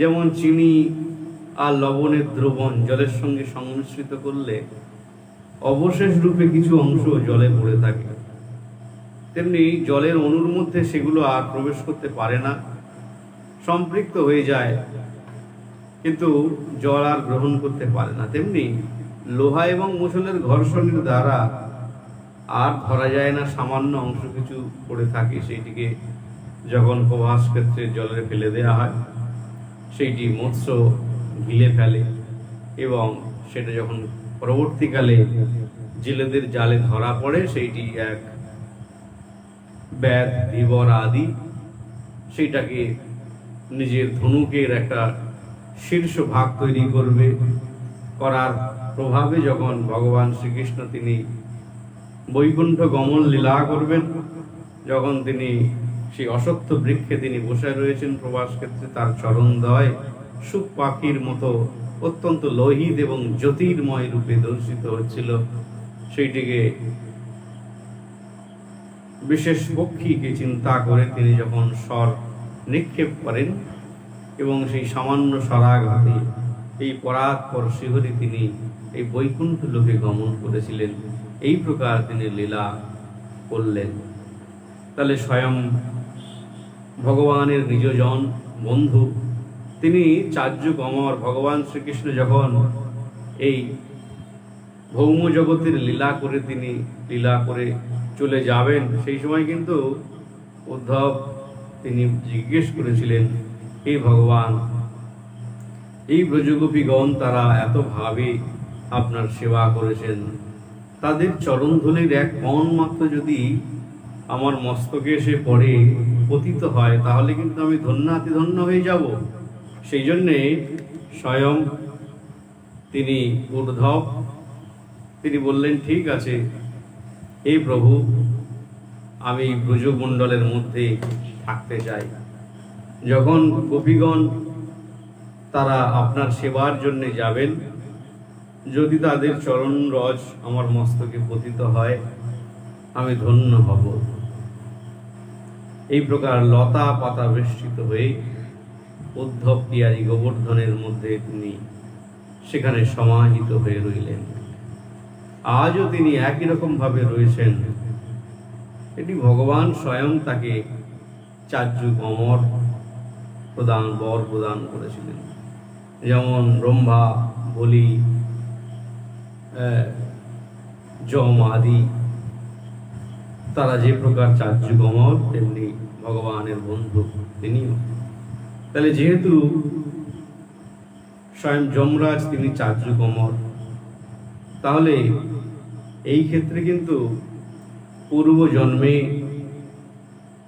এই যে দাসীপুত্র তিনিও কিন্তু পাণ্ডব ঋষির অভিশাপে তিনি আজকে বিদুর রূপে জন্মগ্রহণ করেছেন। তাহলে পারস্পরিক কিন্তু সেই পুরনো বন্ধুর মিলনের মতো সেই কথোপকথন আমরা শ্রবণ করলাম। ভগবানের সেই অনন্ত লীলা উদ্ধব বিদুরকে আরো বলছেন, অথতে তদুনাজ্ঞতা ভক্ত্যানং পেত্যাচ বরণীমা তয়া বিভ্রংসিত জ্ঞান দূরং তৌর্মম উপপ্রেষু। তারা বারণী নামক মদ মদিরা পান করে তারা পৈশাচিক রূপ ধারণ করেছেন। তাহলে বৃষ্ণি এবং ভোজ বংশ যে পৈষ্টি মদিরা পান করে বিকৃত চিত্ত হলে পরস্পর মর্মদক যে কটূক্তি প্রয়োগ করে পরস্পরের বিনাশ সাধন করেছেন। যখন মৃত্যু এসে উপস্থিত হয় যুদ্ধক্ষেত্রে, তখন কিন্তু আগে বাক্যবান নির্গত হয়, সেখান থেকে কথোপকথন বাক্যবান নির্গত হয়। আপনারা মাঠে মন্দিরে বা আশেপাশে সমাজ সংসারে যখন যে কোনো ভাবে কলহ দেখেন, তখন আগে মুখের লড়াই হয়, আগে কথার লড়াই হয়, তারপরে হাত পায়ে লড়াই। তখন বলেই হাত থাকতে মুখোমুখি কেন? তারপর যখন হাতাহাতি হলো, তখন ধীরে ধীরে লাঠি বন্দুক সরিয়া এই প্রকার একে অপরের সঙ্গে যুদ্ধ লেগে যায়, মারপিট শুরু হয়ে যায়। তাহলে স্বাভাবিকভাবে সেটা করা সম্ভব নয়। ওই জন্যে এই পিষ্টি মদিরা মানে এক প্রকার হাঁড়িয়া, আগের দিনের যা কিছু ফুল ফল থেকে যে তৈরি করা হতো, সেই সমস্ত মদিরা পান করে তারা কটূক্তি প্রয়োগ করতে লাগলো, বিভিন্ন কথা। সেই কথার কামড়ে অপরজনও এই প্রকার ক্ষুব্ধ হয়ে তারা বিনাশ প্রাপ্ত হয়ে গেল। তাহলে শ্রীকৃষ্ণ এই প্রকার তার আত্মমায়ায় এই গতি দেখে একটি বৃক্ষ মূলে উপবেশন করলেন, বসে পড়লেন এবং সেই মৌসল লীলা, সম্পূর্ণ মায়িক লীলা, ইন্দ্রজাল তুল্য, সেটা বলছে ভগবান শ্রীকৃষ্ণ। যেমন দেখবেন জাদুকর, তিনি জাদু দেখছেন যে কখনো তিনি ভ্যানিশ হয়ে যাচ্ছেন, সবার সামনে থেকে অন্তর্হিত হচ্ছেন, আবার তিনি প্রবেশ করছেন। তাহলে ভগবান শ্রীকৃষ্ণের এই যে বিভিন্ন যাওয়া আসা, সেটা সম্পূর্ণ ওই প্রকার মায়িক লীলার মতো, নটের অভিনয়ের মতো। বাস্তবে যে নাটক করে সে তো মারা যায় না, আবার কিছুক্ষণ পরে পোশাক পরিবর্তন করে নিজ কার্য করে। সেই প্রকার শ্রীকৃষ্ণ পূর্বেই আমাদের পদটিকে আশ্রমে গমন করবার জন্য বলেছিলেন, কিন্তু শ্রীকৃষ্ণের এই যে কুলসংহারের অভিপ্রায় জেনে শ্রীকৃষ্ণ বিচ্ছেদ যে দুঃখ সহনের যে অপারক হয়ে শ্রীকৃষ্ণের অনুগমন করেছিলেন স্বয়ং উদ্ধব। শ্রীকৃষ্ণের যে অনুসন্ধান করতে করতে শ্রীনিবাস শ্রীকৃষ্ণের সরস্বতী নদীর তীরে একা একা তার বাম উরুর উপর ডান উরু এবং পাদপদ্ম সংস্থাপন পূর্বক তিনি উপবিষ্ট হতে দেখলেন। এবং শ্রীকৃষ্ণ তিনি সমস্ত যে ব্রহ্মাণ্ড বিলাস লীলা সমাপন করলেও তাকে আনন্দপূর্ব বলে দৃষ্ট হচ্ছিল। তিনি এত অনন্ত অনন্ত লীলা করলেন, এত অসুর বিনাশ, এত কিছু, তবুও তার কিন্তু মনে কোনো সংশয় নেই, তিনি কিন্তু একেবারে হাস্যবদন আনন্দের সঙ্গে রয়েছে। কেন? সৃষ্টি স্থিতি লয় সবই তার খেলা। তাহলে সেই সময় সেখানে কি হলো না, শ্রীকৃষ্ণ সমস্ত সেখানে মৈত্রমণি সমাগত হলো। সেই সময় যে শ্রবণ উৎসক মণির সামনে শ্রীকৃষ্ণ বললেন কি, হে উদ্ধব, এই যে তোমার বর্তমান জন্মই সর্বশ্রেষ্ঠ এবং চরম জন্ম, এই যে তুমি এই জন্মে এসেছো, এইটি হলো সর্বোত্তম জন্ম। যেহেতু তুমি বৈকুণ্ঠ গমনোদ্যত আমাকে দর্শন করতে পারলে, পৃথিবীতে এই কেমন অদ্ভুত এবং অপূর্ব ভাগ্যের দ্বারা তুমি অভিভূত হয়েছ, অলঙ্কৃত হয়েছ, যে আমাকে বৈকুণ্ঠে যেতে তুমি দেখতে পাচ্ছ। সেজন্য আমি সৃষ্টির প্রারম্ভে ব্রহ্মাকে আমার পরম গুহ্য চতুশ্লোকী ভাগবত বলেছিলাম। স্বয়ং ব্রহ্মাকে সেই চতুশ্লোকী ভাগবতের কথা কি প্রকাশ করেছিলেন না স্বয়ং ভগবান। সেই চতুশ্লোকী ভাগবত থেকেই কিন্তু এই বৃহৎ ভাগবত কথার সূচনা সংঘটিত হয়েছিল। সেটি কি, অহোবাসমে নানাদ যত সদসৎ পরম পশ্চাদহং যদে তচ্চ যোহবশিষ্যতে শোভস্মহম হৃত্যয়ার্থং যত প্রীতিয়েতনা প্রতীয়েত সত্যানি তদ বিদ্যাদাত্তায়ন মায়া যথা ভাষ যথা তম যথা মহন্তি ভূতানি ভূতেষু চবুচে স্মনো প্রবিष्ट्यन्न প্রবিষ্টানি তথা তেষু ন তেবহম এতব দেব জিজ্ঞাসন তত্ত্ব জিজ্ঞাসুনাত্মনা অন্যায় ব্যতিরেকাভঙ্গিয়ত সাত সর্বত্র সর্বদা। তিনি সেখানে সেই সৃষ্টির পূর্বে স্বয়ং ব্রহ্মাকে তিনি বলেছিলেন, সৃষ্টির পূর্বে কেবল আমি ছিলাম, যে সময় আমি ছাড়া স্থূল সূক্ষ্ম আর যে স্থূল সুখের কারণ অজ্ঞানই ছিল, কিছুই ছিল না। তাহলে এই সৃষ্টি যেখানে নেই সেখানে কেবল আমিই আছি, এবং এই সৃষ্টি রূপে যা কিছু পতিত হচ্ছে তা আমি, আর তার অতিরিক্ত অবশিষ্ট যা কিছু তাও আমি। তাহলে এই বাস্তবিক যেখানে যা নেই, অর্থাৎ যার অস্তিত্ব নেই, কিন্তু একটা কিছু পদার্থের জ্ঞান হচ্ছে। যেমন দুটো চন্দ্র না থাকার সত্ত্বেও আকাশে এবং জলে প্রতিবিম্ব রূপে দুটি চন্দ্র দেখা যায়, যদিও সেটা মিথ্যা। জলের যে চন্দ্রের রিফ্লেকশন, প্রতিফলন, সেটা বাস্তবিক চন্দ্র নয়, কিন্তু দুটো চন্দ্র বলে মনে হচ্ছে। অথবা যা আছে বিদ্যমান, যা কিছু আছে অথচ বোঝা যাচ্ছে না, যেমন আকাশে রাহু গ্রহ আছে, কিন্তু নক্ষত্র সমূহের মধ্যে যে রাহু দর্শন করা যাচ্ছে না, সেটা তো ছায়া এসে পতিত হয়, কিন্তু পৌরাণিক কথিত আছে যে রাহু গ্রাস করে। তাহলে এই দুটো অবস্থায় অভাবনীয় ব্যাপার। তাহলে একেই আমার মায়া বলে জানবে। ভগবান শ্রীকৃষ্ণের সম্পূর্ণ এইটি মায়া। তাহলে ক্ষিতি অব তেইশ প্রভৃতি যে মহাভূত, যেমন ভৌতিক ঘট পটাদিতে বা মনুষ্য আদি মানুষের যে জীবের দেহের মধ্যে অনুপ্রবিষ্ট থাকে, পঞ্চভূত শরীরের মধ্যে ক্ষিতি অব তেইশ মরুদ্বম, শরীরকে ছেদন করলে সবই পাওয়া যায়। তাহলে জীবদেহ ছাড়া অন্যত্র আকাশেও তা বর্তমান, সুতরাং বাইরে যা কিছু আছে ভেতরেও তাই আছে, তাতে প্রবিষ্ট ও বটে। তাহলে সেই রকম সেই সব জীবদেহের দিক থেকে দেখলে তাদের মধ্যে চৈতন্য শক্তি রূপে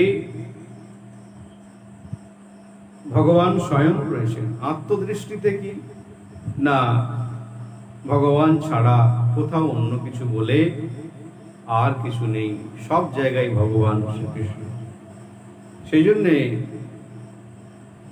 এই যে অচিন্ত ভেদাভেদ, এই নেতি নেতি বিষয়, এইটি হচ্ছে সেই অদ্বয় ব্রহ্ম, এবং ভগবান সর্বদাই তিনি রয়েছেন, যা অচিন্ত শক্তির প্রভাবে পরিচালিত, যা জীব নিজ ইচ্ছা বা শক্তির দ্বারা সেটি কখনো চিন্তা করে তার সমাধান লাভ করতে পারে না।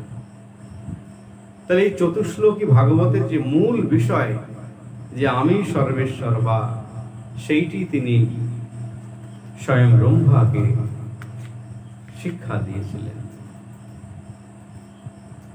সেই জন্যে তখন স্বয়ং কৃষ্ণ তিনি যে কথা বলেছিলেন সেই কথা শ্রবণ করে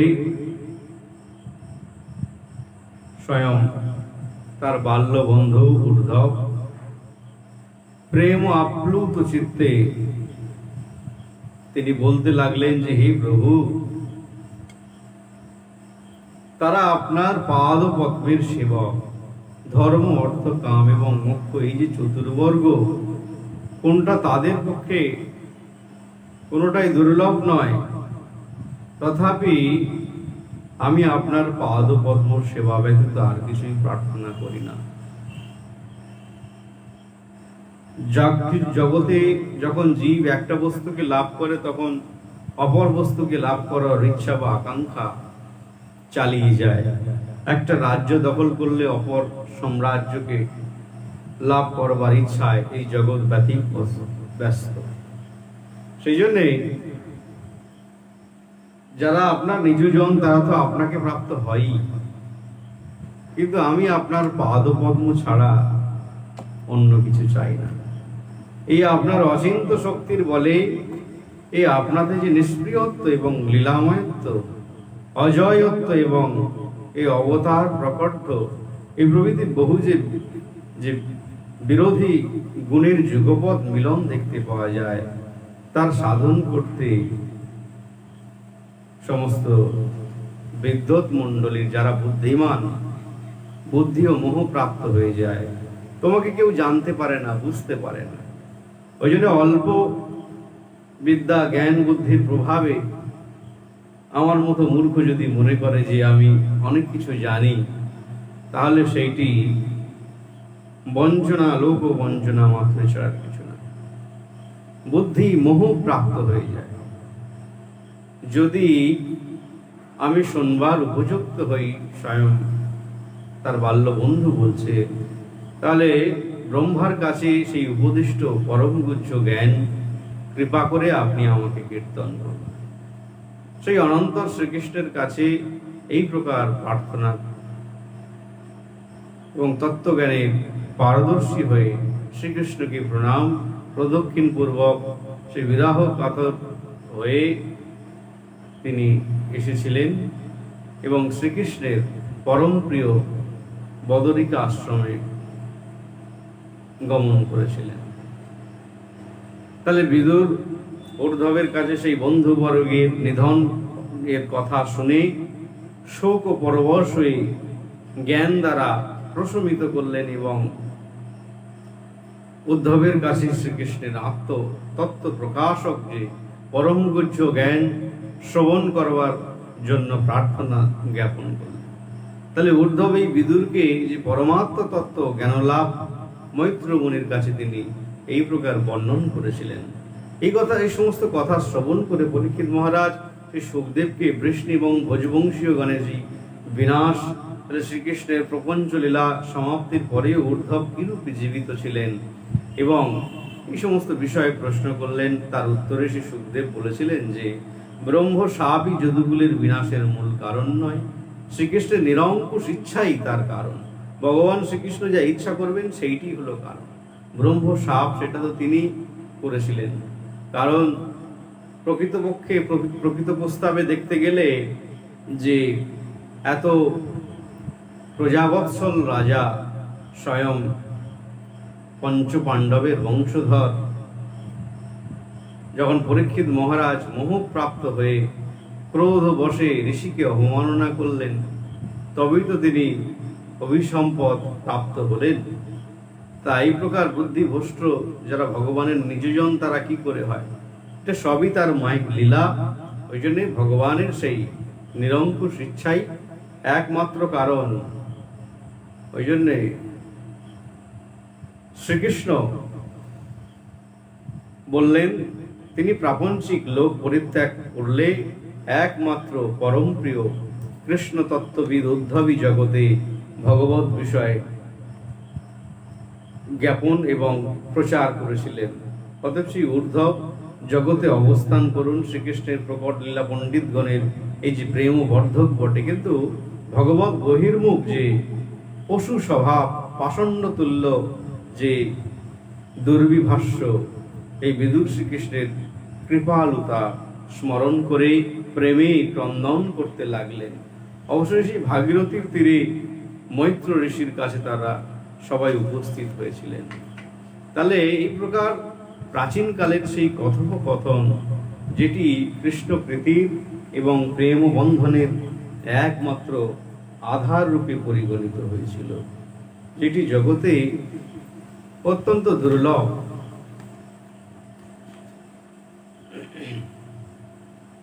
দারিদ্রনদ্যা ঋষভ কুরুনং মৈত্র্যমাসীন গমাদবোধম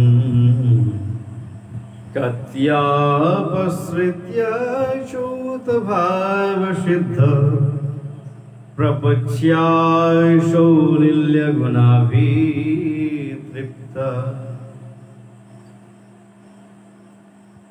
বিদুর মৈত্রী ঋষির কাছে পুরুষগণের ঐকান্তিক কর্তব্য কি এবং ভগবত জ্ঞান পুরুষ রূপে যে অবতার গ্রহণকারী ভগবানের লীলা সৃষ্টির ক্রিয়া, তিনি পুনরায় নিশ্চেষ্টভাবে যোগ মায়াতে শয়ন এবং ব্রহ্মাদি রূপে যে প্রকাশ এবং মৎস্য কুর্মাদি যে নৈমিত্তিক অবতার রূপে তিনি বিবিধ লীলা স্বর্গ মর্তাদি লোক প্রাপ্তি লোক সমস্ত প্রাণী সকলের যে বর্ণাশ্রম কর্মে অধিকার প্রভৃতি বিষয় শ্রবণ করবার জন্য প্রার্থনা জানিয়েছিলেন।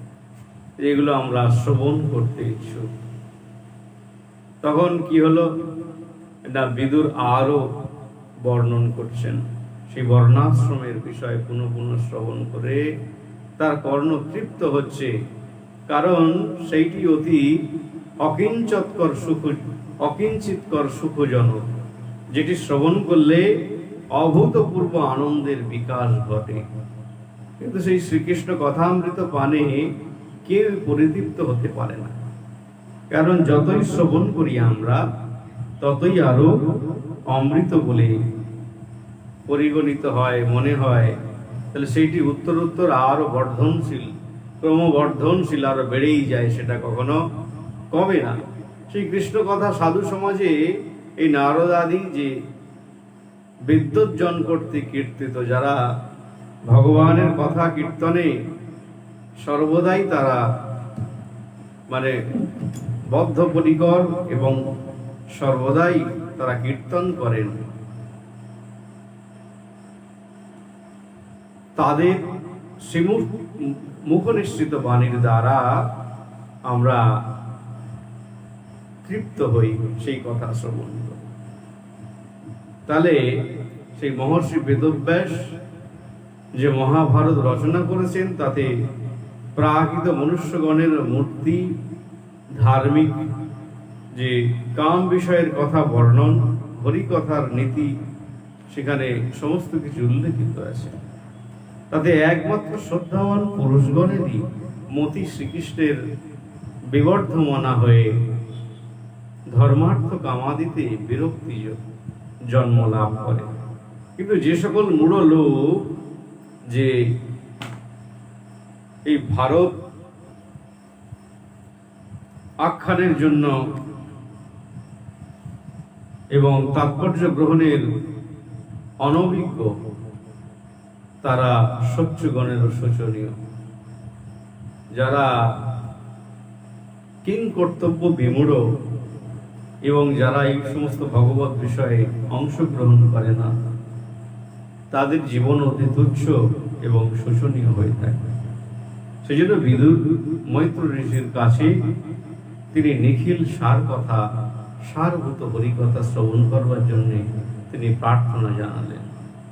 তখন মৈত্র ঋষি বিদুরকে সেই কথা শ্রবণ করাচ্ছেন। তিনি বললেন, শ্রবণ করো হে পরম আধার, আপনি তো কৃষ্ণগত প্রাণ, আপনার প্রশ্ন দ্বারা জগতের মানুষ প্রকৃতি উপকৃত হবে। আপনি পূর্বজন্মে যমরাজ ছিলেন, এখানে তিনি বললেন, এবং মান্ডব্য ঋষির অভিশাপে বিচিত্র বীর্যে ভার্যারূপে তিনি গৃহীতা দাসীর গর্ভে ব্যাসদেবের বীর্যে তিনি প্রাদুর্ভূত হয়েছিলেন। তাহলে আপনি শ্রীহরির চিহ্নিত ভক্ত, ভগবান আপনাকে জানেন, চীনা ভক্ত আপনি কোনো অপরজন নন। তাহলে শ্রীকৃষ্ণ বৈকুণ্ঠ গমনের সময় আপনার কাছে এই তত্ত্বজ্ঞান উপদেশ করবার জন্য আমাকে আদেশ করে দিয়েছিলেন। আমি আপনার কাছে সেই ভগবানের সহিংস বিস্তারিত সার, সৃষ্টি স্থিতি প্রলয় লীলা আমি আপনাকে বলছি। এই প্রকার মৈত্র ঋষি তিনি বর্ণন করছেন। তাহলে এই জীব জগৎ সৃষ্টি হওয়ার পূর্বে সৃষ্টির যে ইচ্ছা ভগবানই লীন থাকতে ভগবান বৈকুণ্ঠ আদি এই নানারূপ যে ভাবযুক্ত হয়ে যে অচিন্ত শক্তির বলে এক অদ্বয় তত্ত্বরূপে বিরাজিত ছিলেন, যেটা সম্পূর্ণ একটি বস্তুরূপে সেখানে অবস্থান করছিল। সেটি ভগবানের মধ্যেই অবস্থান করছিল। সৃষ্টির প্রাক্কালে এই যে বিশ্ব প্রকৃতির ইক্ষণ কার্য, ইক্ষণ মানে পারস্পরিক যে আকর্ষণ, সেই পুরুষের লীলা ছিল। সেই পুরুষকে পরাৎপর শ্রী স্বয়ং ভগবান তখন সৃষ্টির যে সহায়ককারিণী যে মায়া শক্তি তাকে সুপ্ত অবস্থার মধ্যে ছিল, তার মধ্যে লুকায়িত অবস্থায় ছিল। সুপ্ত মানে ঘুমিয়েছিল। তিনি ইচ্ছা শক্তি দ্বারা তাকে নিত্যই প্রকাশমতী হতে লাগলেন। ভগবানের ইচ্ছা শক্তির দ্বারা তার শরীর থেকে বহিরঙ্গায়ী মহাশক্তি ক্রমবর্ধমানা হলেন, তার দ্বারাই বিশ্ব প্রকটিত হল। অদক্ষুজ ভগবানের মায়ের উপরে কোনো কার্য হয় না। তিনি তার চিৎ শক্তিযুক্ত নিত্য ধামে যে সরাট পুরুষ রূপে নিত্য সেবিত, কিন্তু তারই যে অংশভূত প্রকৃতির রক্ষণ কর্তা কারণার্ণবসায়ী দ্বারা তিনি অব্যক্ত প্রকৃতিতে চিদাভাস আদান করেন। তখন এই অব্যক্ত মায়া থেকে মহত্তত্ত্ব উৎপন্ন হয় এবং মহত্তত্ত্ব বিকৃত হলে এই সাত্ত্বিক যখন মহত্তত্ত্ব বিকৃত হয়ে যায়, তিনটি অবস্থায় রূপ নেয়, রাজসিক এবং তামসিক রূপে এই তিন প্রকার অহংকার সেখান থেকে উৎপন্ন হয়। পূর্বে আপনারা এগুলো সংক্ষেপে শ্রবণ করেছিলেন। তাহলে যে সাত্ত্বিক অহংকার থেকে মন এবং তার যে বিকারিক বৈকারিক বিভিন্ন দেবতাগণ উৎপন্ন হয়, জ্ঞান এবং কর্মেন্দ্রিয় সমূহ সেখানে বিকার প্রাপ্ত হয়ে রাজস অহংকার উৎপন্ন হয়। যখন এক্সপার্টাইজ হয়, যখন জীবগণ কর্মে প্রবৃত্ত হয়, তখন তার মধ্যে এক্সপার্টাইজ, সেই কর্মের বিশেষ জ্ঞান উপলব্ধ হয়, আর তার প্রভাবে তখন তার মধ্যে রাজসিক জ্ঞান মানে অহংকার এসে উৎপন্ন হয় এবং তখন ধীরে ধীরে সেইটি পর্যায়ক্রমে তমসা অহংকার ইত্যাদিতে রূপান্তর হয় এবং সেখান থেকে শব্দের উৎপত্তি হয়। এই শব্দ, সেই শব্দের বিচারও তিন প্রকার হয় বিশেষ রূপে, আরো মিশ্র অনেক প্রকার আছে। তাহলে এই প্রকার সত্য, রজ এবং তম যখন কায় মন বাক্য দ্বারা সর্বদাই ভগবানের কথা, ভগবত বিষয়ে সংঘটিত উচ্চারিত হয়, সেটি সাত্ত্বিক শব্দ উৎপন্ন হয়। আবার যখন এই কৃষ্ণ কথা ব্যতি রেখে সংসার জীবনের কথা আলোচিত হয়, সেই শব্দই হলো রাজস শব্দ। আবার নিকৃষ্ট সংশয়, প্রাণ সংশয়ের যে বারতায় আজ উন্মত্ত জগৎ, সমস্ত ভারতবর্ষ তথা আপামর জনতা তাদের বাক্যের দ্বারা বিভিন্ন, এগুলো হচ্ছে তামস বৃত্তি। এই যে সোশ্যাল মিডিয়ার বিভিন্ন যে বিচ্ছুরণ, এই শব্দ বিচ্ছুরণ, এটি হলো তামস বৃত্তি। রাজস অহংকারের দ্বারা ক্ষুব্ধ চিত্তের বিভিন্ন ব্যাকুত্তি, তার দ্বারা এই সমাজ সংসার বিভিন্নভাবে ক্লিষ্ট এবং ব্যথাতুর বা হাসি খুশি বিভিন্ন ভাবধারায় অভিব্যক্ত হয়ে এই জগৎ রাজসিক তামসিক কার্য করছে। কখনো বা সামান্য রূপে সত্যের ভূমিকা স্থাপনের জন্যে এই নিম্ন দুটি যে শব্দের আভাস, রাজস এবং তামস, তার সঙ্গে প্রচণ্ড লড়াই করে সৎ রাজা তিনি চেষ্টা করেন যে কিভাবে সত্যকে স্থাপনা করা যায়। এই সত্যই যদি প্রকৃত রাজার উদ্দেশ্য হয়, তাহলে তিনি মহর্ষি এবং মহারাজ রাজর্ষি। তাহলে তিনি সত্যের জন্য সিদ্ধান্ত গ্রহণ করলে চিরদিন ভারতবর্ষের প্রতিটি মানব তথা সাধু তথা সমস্ত কোন কোন পর্যন্ত তাকে স্মরণে রাখবেন এবং ভারতবর্ষের পূর্ব এবং উত্তরসূরিগণ যারা রাজত্ব করেছেন, এই প্রকার সত্য স্থাপনের জন্যে তারা জগৎ বিখ্যাত এবং বিশ্ববন্দিত অম্বরীশ রাজা আদি এবং যুধিষ্ঠির আদি সমস্ত রাজন্যবর্গ তার প্রমাণ। স্বয়ং ভগবান কৃষ্ণ এবং রামচন্দ্র আদি তারা এই সমস্ত দৃষ্টান্ত স্থাপন করে জগৎ জীবকে চোখে আঙুল দিয়ে দেখিয়েছেন। সেই জন্য এই যে বাক্য স্থাপন, কেউ যে কটাক্ষ করা, সেটি তামস বৃত্তির দ্বারা হচ্ছে। এই ভ্রু ভ্রু মাকিয়ে ধূমপান করতে করতে যে কথাবার্তা, সেগুলো হয়তো কিছু সত্যের আধারে আধারান্বিত হলেও বিকৃত রস তামস বৃত্তির দ্বারা প্রকাশের জন্যে যারা রাজস্বিক পর্যায়ে রয়েছে, তারা সেই শক্তিকে দমন করবার চেষ্টা করে। এই প্রকার বিপত্তি এসে উৎপন্ন হয়।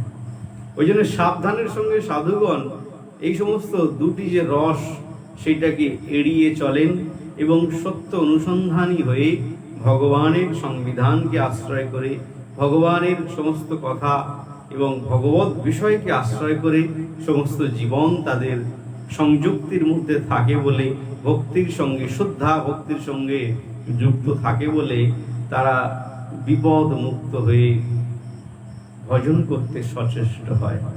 সেই জন্যে সাধুগণের সর্বদাই মেসেজ বা উক্তি থাকে, পরামর্শ থাকে, সত্যকে আশ্রয় করুন, ভগবানকে আশ্রয় করুন, তাহলে এই সমস্ত সংশয় থেকে অনেক দূরে থাকা যায় এবং শান্ত চিত্ত হয়ে নিজকর্মে প্রবৃত্ত থেকে ভগবানের ভজন করা যায়। সেই জন্য এই শব্দের থেকে আকাশ কেন না, যখন শব্দ উৎপন্ন হয় সেখানে ফাঁকা অংশ ছাড়া কখনো শব্দ উৎপন্ন হতে পারে না। তাহলে আকাশ থেকে সেই স্পর্শ তন্মাত্রা, এই যে বিভিন্ন সঙ্গীত, এই সঙ্গীতের যখন রাজসিক তামসিক বিভিন্ন বিচার আছে, যখন একই সঙ্গীত আমি যখন উচ্চারণ করব, যখন কীর্তন করব, এসো মম হৃদ মন্দিরে শ্রী গৌর হরি, পঞ্চতত্ত্ব রূপে তোমার দেখব আমি হৃদয় ভরি, এসো মম হৃদ মন্দিরে শ্রী গৌর হরি। এই প্রকার যে শব্দ, সেই শব্দের সঙ্গে হৃদয়ে ভগবানকে বসানোর একটি প্রচেষ্টা এবং স্বর এবং তাল লয়বদ্ধ হয়ে সেই ভাবের প্রকাশ করা।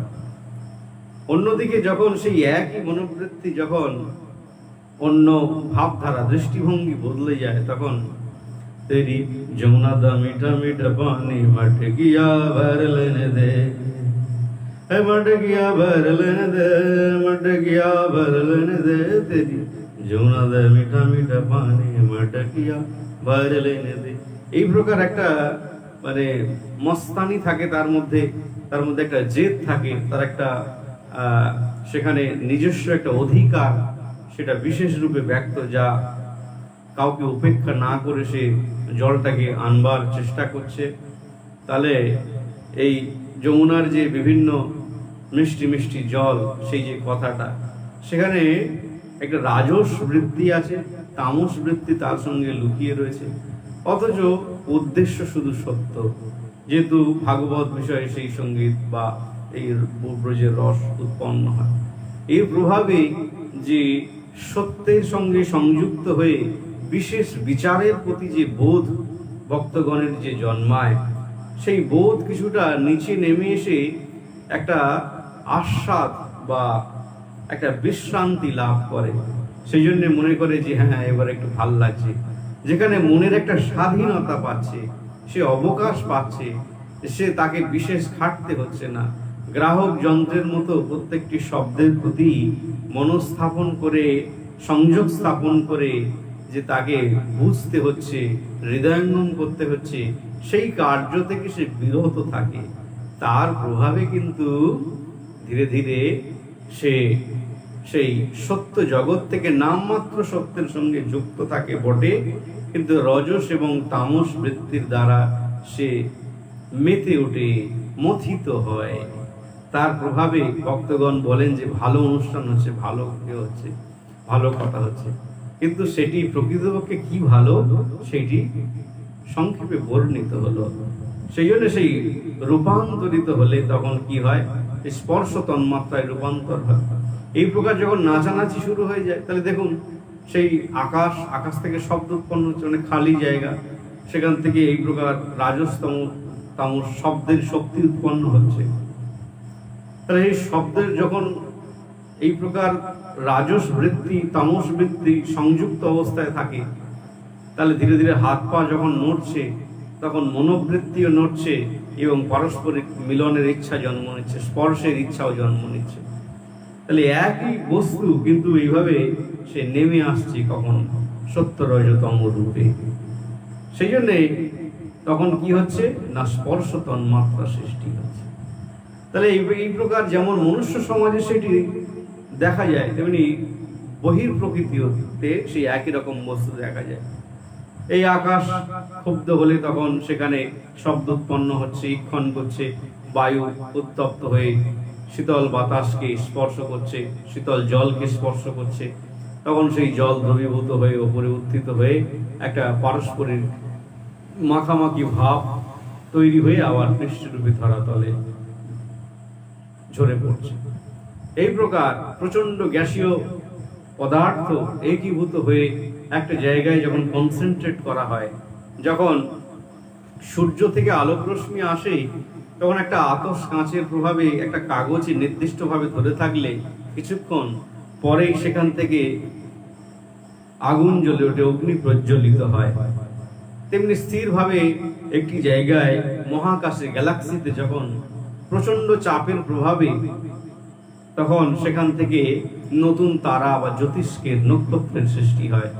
এরকম একদিকে এই গ্যাসীয় পদার্থ জড় পদার্থের রূপান্তর হয়, পরবর্তীকালে তারা আবার খসে পড়ে তারা খসা রূপে আমরা উল্কাপাত হিসেবে দেখি। এরকম বিভিন্ন বস্তুতে রূপান্তর হচ্ছে, যেটি এই পৃথিবীর অভ্যন্তরে বহুদূর গর্ত করেও সেইটি দেখা যাচ্ছে যে একটা বস্তু অপর বস্তুতে রূপান্তর হচ্ছে। তাহলে প্রকৃত এই সৃষ্টির এমন এমন সমস্ত বিষয়, এই আকাশ জল মাটি সবই কিন্তু এক বস্তু থেকে অপর বস্তুতে রূপান্তর এমনভাবে হচ্ছে সেটা বোঝা যাচ্ছে না, অথচ এরা আলাদা আলাদা সত্তা। তাহলে বাস্তবিক একটা মায়ার ভেলকির মতো তারা যেমন করছে, তেমনি জীব সত্তার মধ্যে সত্য রজ তম, তারাও এরকম এই তমসা এই সমস্ত বিভিন্ন রকম কার্য করছে। তার প্রভাবে সামাজিক পরিবর্তন, মানসিক পরিবর্তন, জীবনের পরিবর্তন, চারিত্রিক পরিবর্তন, শিক্ষার পরিবর্তন এবং এই যে পর্যাবরণের পরিবর্তন এবং সমস্ত সংস্কৃতির পরিবর্তন, এইটি বিভিন্ন রূপে পরিবর্তিত হয়। তেমনি যার যেমন ভাবে মূল বস্তুর এক প্রতি উপলব্ধি এবং তার দ্বারা এই ভগবত বিষয়ে ইঙ্গিত দ্বারা রচিত যে সৃষ্টি বা অভিব্যক্তি, সেইটি যখন দর্শক বা সাধারণ ব্যক্তি গ্রহণ করে তারা ওয়ান্ডার বলেন, তারা মনে করেন। কখনো তার মধ্যে বিভিন্ন শব্দের লালায়িত্ব, যার প্রকাশভঙ্গি সত্যের সঙ্গে সংযুক্ত, না হলে প্রকৃতির ভীষণ ভাবধারার সঙ্গে যুক্ত, সেইটিকে শ্রবণ এর মধ্যে দিয়ে সেই প্রকৃতির যে একটা স্বাভাবিক রূপ ফুটে ওঠে, সেটাকে তারা ওয়ান্ডার বলে মনে করে। কিন্তু প্রকৃতপক্ষে সত্য ভূমিকাতে থেকে ভগবত বিষয়ে যে অস্ফুট বৃত্তি, সেইটি এক অপূর্ব সুন্দর জগতে নিয়োজিত করতে পারে, যেখানে ভাষা তথা জীবের সার্বিক প্রচেষ্টার প্রকৃত ফলস্বরূপ সেই জায়গায় আমরা দেখতে পাই।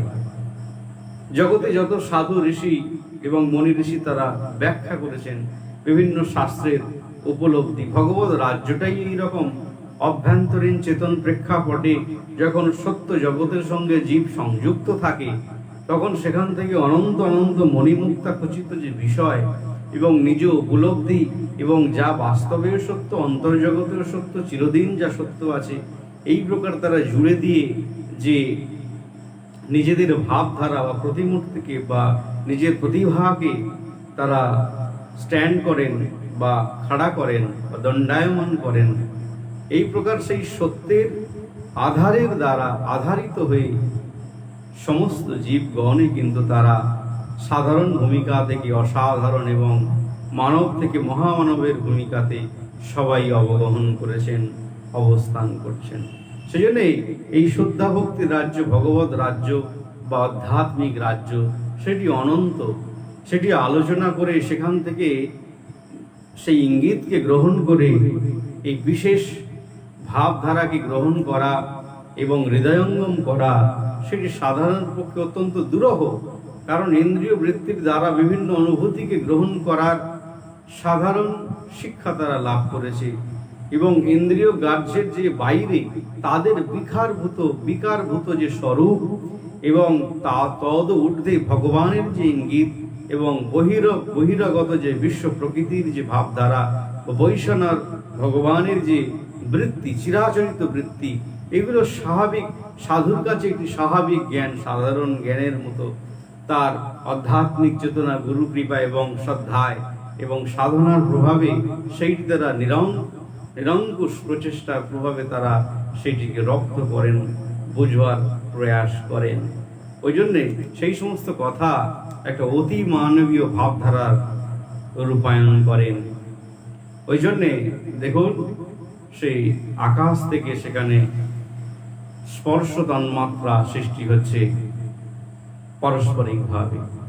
এই প্রকার বাতাস যখন আকাশের সঙ্গে মিলিত হয়ে রূপ তন্মাত্রা, জ্যোতিষ্ক আদি এই সমস্ত বিষয়ে মিলিত হচ্ছে, তখন রস তন্মাত্রা জল উৎপন্ন হচ্ছে। তাহলে রূপ তন্মাত্রা কি না, খুব সুন্দর দেখতে একটা ভাবধারা তৈরি হচ্ছে, একটা বস্তু তৈরি হচ্ছে সেখান থেকে। এই স্পর্শ তন্মাত্রা থেকে একটা রূপ তন্মাত্রা তৈরি হচ্ছে, একটা বস্তু থেকে একটা বস্তুর ফর্ম তৈরি হচ্ছে, একটা সূক্ষ্ম বস্তু সেটা স্থূল বস্তুতে রূপান্তর হচ্ছে, সেটা আমরা স্পর্শ করতে পারি, বুঝতে পারি। এটা ম্যাজিক্যাল একটা ক্রিয়েটিভিটি ফর গড, ভগবান তিনি তৈরি করছেন এটাকে। তাহলে যখন সেখানে রূপ তন্মাত্রা তৈরি হচ্ছে, তখন সেখানে রস তৈরি হচ্ছে। আর জীবন থাকলে সেখানে যদি জীবনের রসবোধ না থাকে, তাহলে এই জীবন তো শুষ্ক মরুভূমির মতো। ওই জন্যে সেখানে শব্দ, স্পর্শ, রূপ, রস, গন্ধ, একটা গোটা বিশ্ব একটা মুঠোর মধ্যে। এই সমস্ত জীব বা ভগবানের যে শ্রেষ্ঠ সৃষ্টি মনুষ্য, সেই মানুষের মধ্যে কিন্তু সার্বিক বিষয় আছে বলে ভগবানের সৃষ্টিতে যা কিছু আছে সব থেকে শ্রেষ্ঠ সৃষ্টি এই মনুষ্য জন্ম। সেই তার মধ্যে এই সমস্ত জিনিসগুলো লুকায়িত আছে। সেই জন্যই মনুষ্য জীবনের শ্রেষ্ঠতা। দুর্লভ মানুষ দেহদেহিনাম ক্ষণভঙ্গ এই তত্রাপি দুর্লভং মন্যে বৈকুণ্ঠে প্রিয় দর্শনম। যারা বৈকুণ্ঠবাসীগণ তারা মনে করেন সেই কারণেই, অন্য কিছু না। তাহলে এই প্রকার সেখান থেকে রূপ ও তন্মাত্রা তৈরি হচ্ছে এবং সেখান থেকে রস উৎপন্ন হচ্ছে, জল। তাহলে জল এই জ্যোতিষ্কের সঙ্গে মিলিত হয়ে এই ভগবত দৃষ্টি গোচরীভূত হলে বিকার প্রাপ্ত কাল সেখানে কালের সঙ্গে মানে টাইমিং এর সঙ্গে সংযুক্ত হচ্ছে, এবং যখন মায়ার সংযোগ তৈরি হচ্ছে, ঠিক রেকর্ডার যন্ত্রের মতো আর কি, পারস্পরিক সংযোগ সৃষ্টি হচ্ছে। এটা কোনো সূক্ষ্ম জ্ঞান নয়, এটা বাস্তব সত্য, চিরদিন সংঘটিত হচ্ছে। কিন্তু আলোচনার অভাবের জন্যে, গবেষণার অভাবের জন্য সেটা অবাস্তব বলে চিরদিন থেকে গেছে। সমস্ত বিজ্ঞানীগণ তারা মহাবিশ্বের শক্তিকেই তারা কাজে লাগিয়ে, বুদ্ধিকে কাজে লাগিয়েই তারা এই জগৎকে তারা বিজ্ঞানের আশীর্বাদ রূপে তারা বহু কিছু দান করেছেন এবং অদূর ভবিষ্যতে তারা করছেন, করবেন। এইটি সবই কিন্তু সেই বহির্জগৎ এবং অন্তর্জগতের মিলনের দ্বারা উদ্ভূত ফল সমূহ। তাহলে এই জল জ্যোতিষ্কের সঙ্গে মিলিত হয়ে ভগবানের ইচ্ছাতে যখন বিকারীভূত হচ্ছে, তখন সেই বিকার প্রাপ্ত অংশ মায়ার সঙ্গে যখন সংযুক্ত হচ্ছে, তখন এই গন্ধ গুণাত্মিকা যে পৃথিবীর সৃষ্টি হচ্ছে।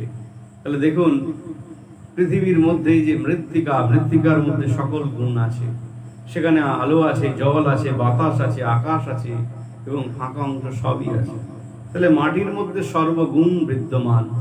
তাহলে জগৎ জীবের মধ্যে, মনুষ্যগণের মধ্যে সকল গুণ সেখানে বিদ্যমান আছে। তাহলে সেই জন্যে মৃত্যুর পর খ্যাতি অপ্তিজ মরুদ বমে এই প্রকার এই শরীর সেখানে মিশ্রিত হয়ে যায়। কিন্তু আত্মা যেহেতু অবিনশ্বর, অকাট্য, অদ্রব্য, কোনো কিছুতে জ্বলে না, পুড়ে ছাই হয়ে যায় না, নষ্ট হয় না, ভস্ম হয় না, তাকে কোনোদিন বিনাশ করা যায় না। সেটা আমরা সবাই সত্যি বলে যদি মানি, সবাই তো জানি আমরা সেটা আত্মা অবিনশ্বর বলে আমরা বিশ্বাস করি, তাহলে এই আমার শরীরে রক্ত, রস, লসিকা, জল, অস্থি, চর্ম ইত্যাদি যা কিছু আছে, তার দ্বারা এই ভগবত বিষয়ে বোঝা অত্যন্ত দুর্লভ বস্তু। তাহলে চিত্তের মধ্যে সেই রকম গুরু কৃপা বলে এবং ভগবত শক্তির প্রভাবে পরিচালিত হলে যান্ত্রিক শক্তিরূপে সেটি কার্য করে এবং ধীরে ধীরে সেই ভগবত বিষয় সুস্পষ্ট হয়ে ভগবত অনুরাগী ভক্তবৃন্দের প্রতি সেটি ছড়িয়ে যায় এবং বিস্তার লাভ করে। এটি ভগবানের ইচ্ছায় সেটি যেমন সংঘটিত হয়, তেমনি এই ভগবানের বহিঃপ্রকৃতি অন্তঃপ্রকৃতি সেই একই ভূমিকায় কাজ করে। সেই জন্য পৃথিবীর গুণ হচ্ছে সর্বাধিক। যারা যারা জমির মালিক তার মধ্যে অনেক গুণ, এবং সেই গুণগুলো প্রকাশ প্রাপ্ত হয়। শরীর খুব বলিষ্ঠ হয়, রাজার মতো থাকে, সেখান থেকে উৎপাদিত ফসল আদি সে গ্রহণ করে এবং শক্তিকে গ্রহণ করে সে, এবং তার জন্যে বিভিন্ন পাটি পাল্লা বিভিন্ন দিকে সে যুক্ত থাকে। তাকে রজ শক্তির সঙ্গে যুক্ত থাকতে হবে এবং তাকে ভূমি আদিকে রক্ষা করতে হবে। আর যারা দুর্বল হয়, অশিক্ষিত লোক হয়, শিক্ষিত লোক তারা কলমের খোঁচাতে এবং শক্তির প্রভাবে সেই জমিগুলোকে হরণ করে সরকারের নাম করে নিজেরা ব্যবহার করে এবং দুঃখী করে এই হাজার হাজার অন্য মানুষকে তারা বসিয়ে দেয়, দিয়ে তাদেরকে কাঁদিয়ে তাদের যে পৈতৃক সম্পত্তি থেকে তাদেরকে বিচ্যুত করে। এই প্রকার রাজশক্তি তারা পাপ পুড়িয়ে একসময় তারাও ধ্বংসপ্রাপ্ত হয়ে যায়। যেহেতু উদ্দেশ্য তাদের সত্য নয়, তারা কমিউনিকেটার, একের সঙ্গে অপরের সংযোগ স্থাপন করে এই রাজত্বের বিভিন্ন দিক তারা তুলে ধরে কারোর সুবিধা কারোর অসুবিধা করে তাদের নিজেদের উদ্দেশ্য সাধন করে। সেখানে সত্যের কোনো সংস্পর্শ নেই। সত্য নিরঙ্কুশ হয় এবং সর্বদাই সমস্ত জীবের হিতের জন্য হয়, মঙ্গলের জন্য হয়। যখন এতদ ব্যতিরেক অবস্থা লাভ করে তখন কিন্তু সেই ফল বিষম হয়। তাহলে সেই আকাশের শব্দ এবং বায়ুতে স্পর্শ এবং শব্দে তেজে রূপ থাকে, তাহলে পরস্পর সংগঠিত হচ্ছে, তেজ উৎপন্ন হচ্ছে। তাহলে রূপ যাদের আছে ভালো দেখতে, সেখানে কিন্তু বাবা আগুন রূপের যে অহংকার, সেই অহংকারে সুন্দর যদি না জল হয়, স্পষ্ট স্বচ্ছ চকচকে জল হয়, তাহলে সেই রূপের আগুনকে কেউ নেভাতে পারে না। আর সেখান থেকে স্পর্শের অনুরাগ জন্মায়। যত বেশি রূপ হবে, যেহেতু অগ্নি থেকে তার জন্ম, সেই জন্যে অগ্নিকে স্পর্শকারী, শীতলতা প্রদানকারী যে জল বা শীতল পবন, এই প্রকার হলে তবে তাকে শান্ত করতে পারে। এবং সেখান থেকে শব্দ উৎপন্ন হচ্ছে। তাহলে জলের মধ্যে রস এবং রূপ, স্পর্শ এবং শব্দ, ভূমিতে গন্ধ থাকে, তাহলে রস, রূপ, স্পর্শ এবং শব্দ সবই ভূমির মধ্যে থাকে। এই পাঁচটি গুণ সমস্ত মাটির মধ্যে থাকে। তাহলে এই যে মহৎ আদি যে অভিমানী দেবতা সকল সবই বিষ্ণুর অংশ, সেই বিষ্ণুর সঙ্গে সংযুক্ত। তাহলে এই যে বিকৃতি, বিক্ষেপ এবং চেতনা প্রভৃতি যে গুণ সকল তাদের মধ্যে বিরাজিত থাকে। তাহলে এই সকল দেবতা পরস্পর যে সম্বন্ধ অভাব হেতু ব্রহ্মাণ্ড সৃষ্টিতে অসমর্থ হয়ে ভগবানকে স্তব করেন। তখন হে ভগবান, আমরা আপনার এই সুশীতল পাদপদ্মের সুশীতল ছায়াতে সবাই আশ্রয় গ্রহণ করি, যে বেদ শাস্ত্র অবলম্বনে সমস্ত লোকসমূহ আপনার পরম পদ অন্বেষণ করে। তাহলে সেই বেদ আপনার মুখপদ্ম, আপনার মুখ থেকে উচ্চারিত হয়েছে, এবং লোক সকল যে গঙ্গা দেবীর আরাধনা করেন, সেই গঙ্গার আরাধনার যে পাদপদ্ম থেকে বিনিশ্রিত হয়েছে। তাহলে বিষয় যে বিভিন্ন বিষয় অভিনিবিষ্ট ব্যক্তিগণ যে শ্রবণ পূর্বক ভক্তি দ্বারা তত্ত্ববিদ হয়ে থাকে, তারা যখন শ্রবণ করেন দৃঢ়ভাবে, তখন সেই বিষয় তারা জানতে পারে। তাহলে অধৈর্য জ্ঞানযুক্ত ব্যক্তিগণ এই আপনার এই পরম কৃতার্থ ভগবত্তাকে তারা কখনোই জানতে পারে। যারা আপনার কথা শ্রবণ কীর্তন করে না, এই প্রকার কেউ তারা জানতে পারবে না।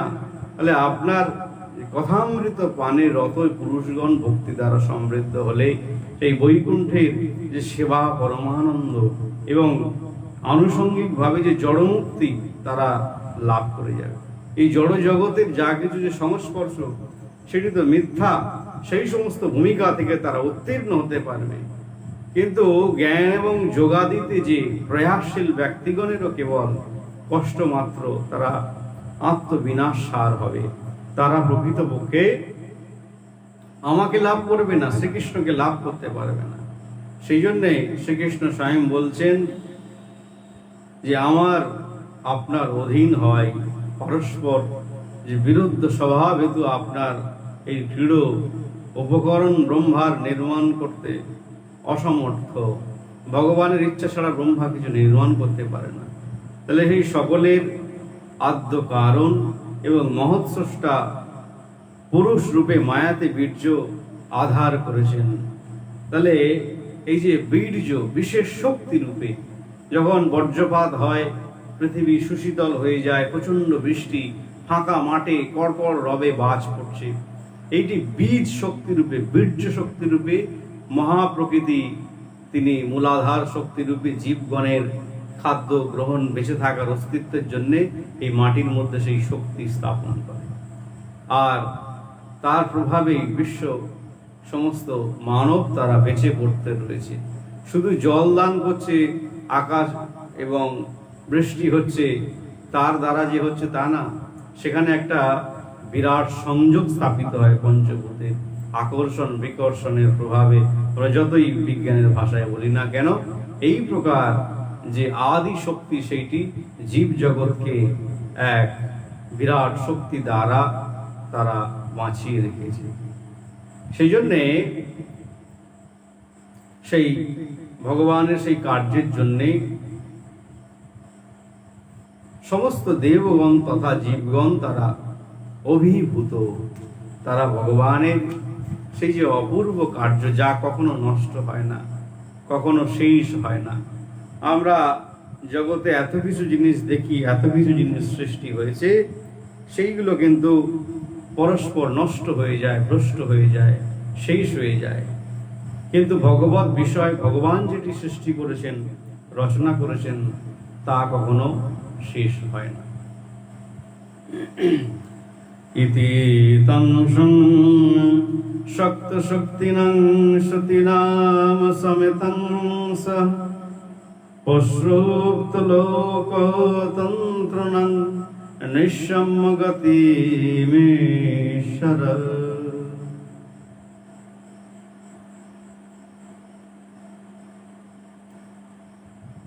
এই অন্তর্যামী পুরুষ এই সমস্ত মহৎ তত্ত্বাদির যে পরস্পর অমিলিত ভাব শ্রবণ করে, এই সময় ত্রয়োবিংশতি যে 23 প্রকার তত্ত্বগণের প্রভাবে যখন প্রবেশ করলেন, তখন এই তাদের সংযুক্ত যখন হয়, তাদের ওই সকল তত্ত্ব ক্রিয়াশক্তির সঙ্গে যখন প্রকাশিত হয়ে চরাচর লোকের অবস্থান স্বরূপ এই যে বিরাট দেহ সৃষ্টি করতে সমর্থ হয়। নাহলে এই 21 প্রকার বিষয় যতক্ষণ না একীভূত হয়, ততক্ষণ কোনো সৃষ্টি হয় না, কোনো সৃষ্টি সম্ভব নয়। তাহলে যে বিরাট মূর্তি, যে জ্ঞান শক্তি, ক্রিয়া শক্তি এবং আধ্যাত্মিক শক্তি, জ্ঞানও কিন্তু একটা বিরাট শক্তি। এই জ্ঞানের প্রকৃত গুরু বৃহস্পতিকে আমরা জানি। তাহলে ক্রিয়া শক্তি, কার্য শক্তি, তাহলে ব্রহ্মা সর্বদাই কার্য করে, তার আদেশে কার্য করে। তাহলে জ্ঞান শক্তি, ক্রিয়া শক্তি, আর কি না আধ্যাত্মিক শক্তি, অধ্যাত্ম বিষয় অভ্যাস, প্র্যাকটিস, সেটি একটা বিরাট শক্তি। তাহলে এই যে এই 3 প্রকারে এটা বিভক্ত হয়ে আছে। তাহলে এই যে বিরাট পুরুষ, তিনি নিখিল জীবের আত্মার অংশ এবং পরমাত্মার আদ্য অবতার। সেই বিরাট পুরুষের মুখে যে সশক্তি লোক পালন সমূহ, যে বাক শক্তি, তালুমূলে অরুণ আস্বাদন শক্তি এবং নাসিকায় অশ্বিনীদয়, অশ্বিনী কুমারদয়, এই নাসিকায় যে ঘ্রাণ গ্রহণ শক্তি, সেখানে দেবতাগণ বাস করে। নাক আছে, এরকম কত একটা নাক বানিয়ে সেখানে করে দেওয়া হলো, একটা হাঁপড় বসিয়ে দেওয়া হলো, সেখানে বায়ু যাবে, কিন্তু সেখানে গন্ধ থাকলে সে বলতে পারবে না এটা কি গন্ধ যাচ্ছে। তাহলে সেখানে সেই দেবতাগণ সেখানে কি না অশ্বিনে কুমারদ্বয় সেখানে বসে রয়েছে। তাহলে এই চক্ষু গোলক সেখানে সূর্য দর্শন শক্তির আধার রূপে সেখানে রয়েছে। আর ত্বকের স্পর্শ কি বায়ু, এই যে স্পর্শ জ্ঞানে সেখানে বায়ু দেবতা পবন আদি সেখানে রয়েছে।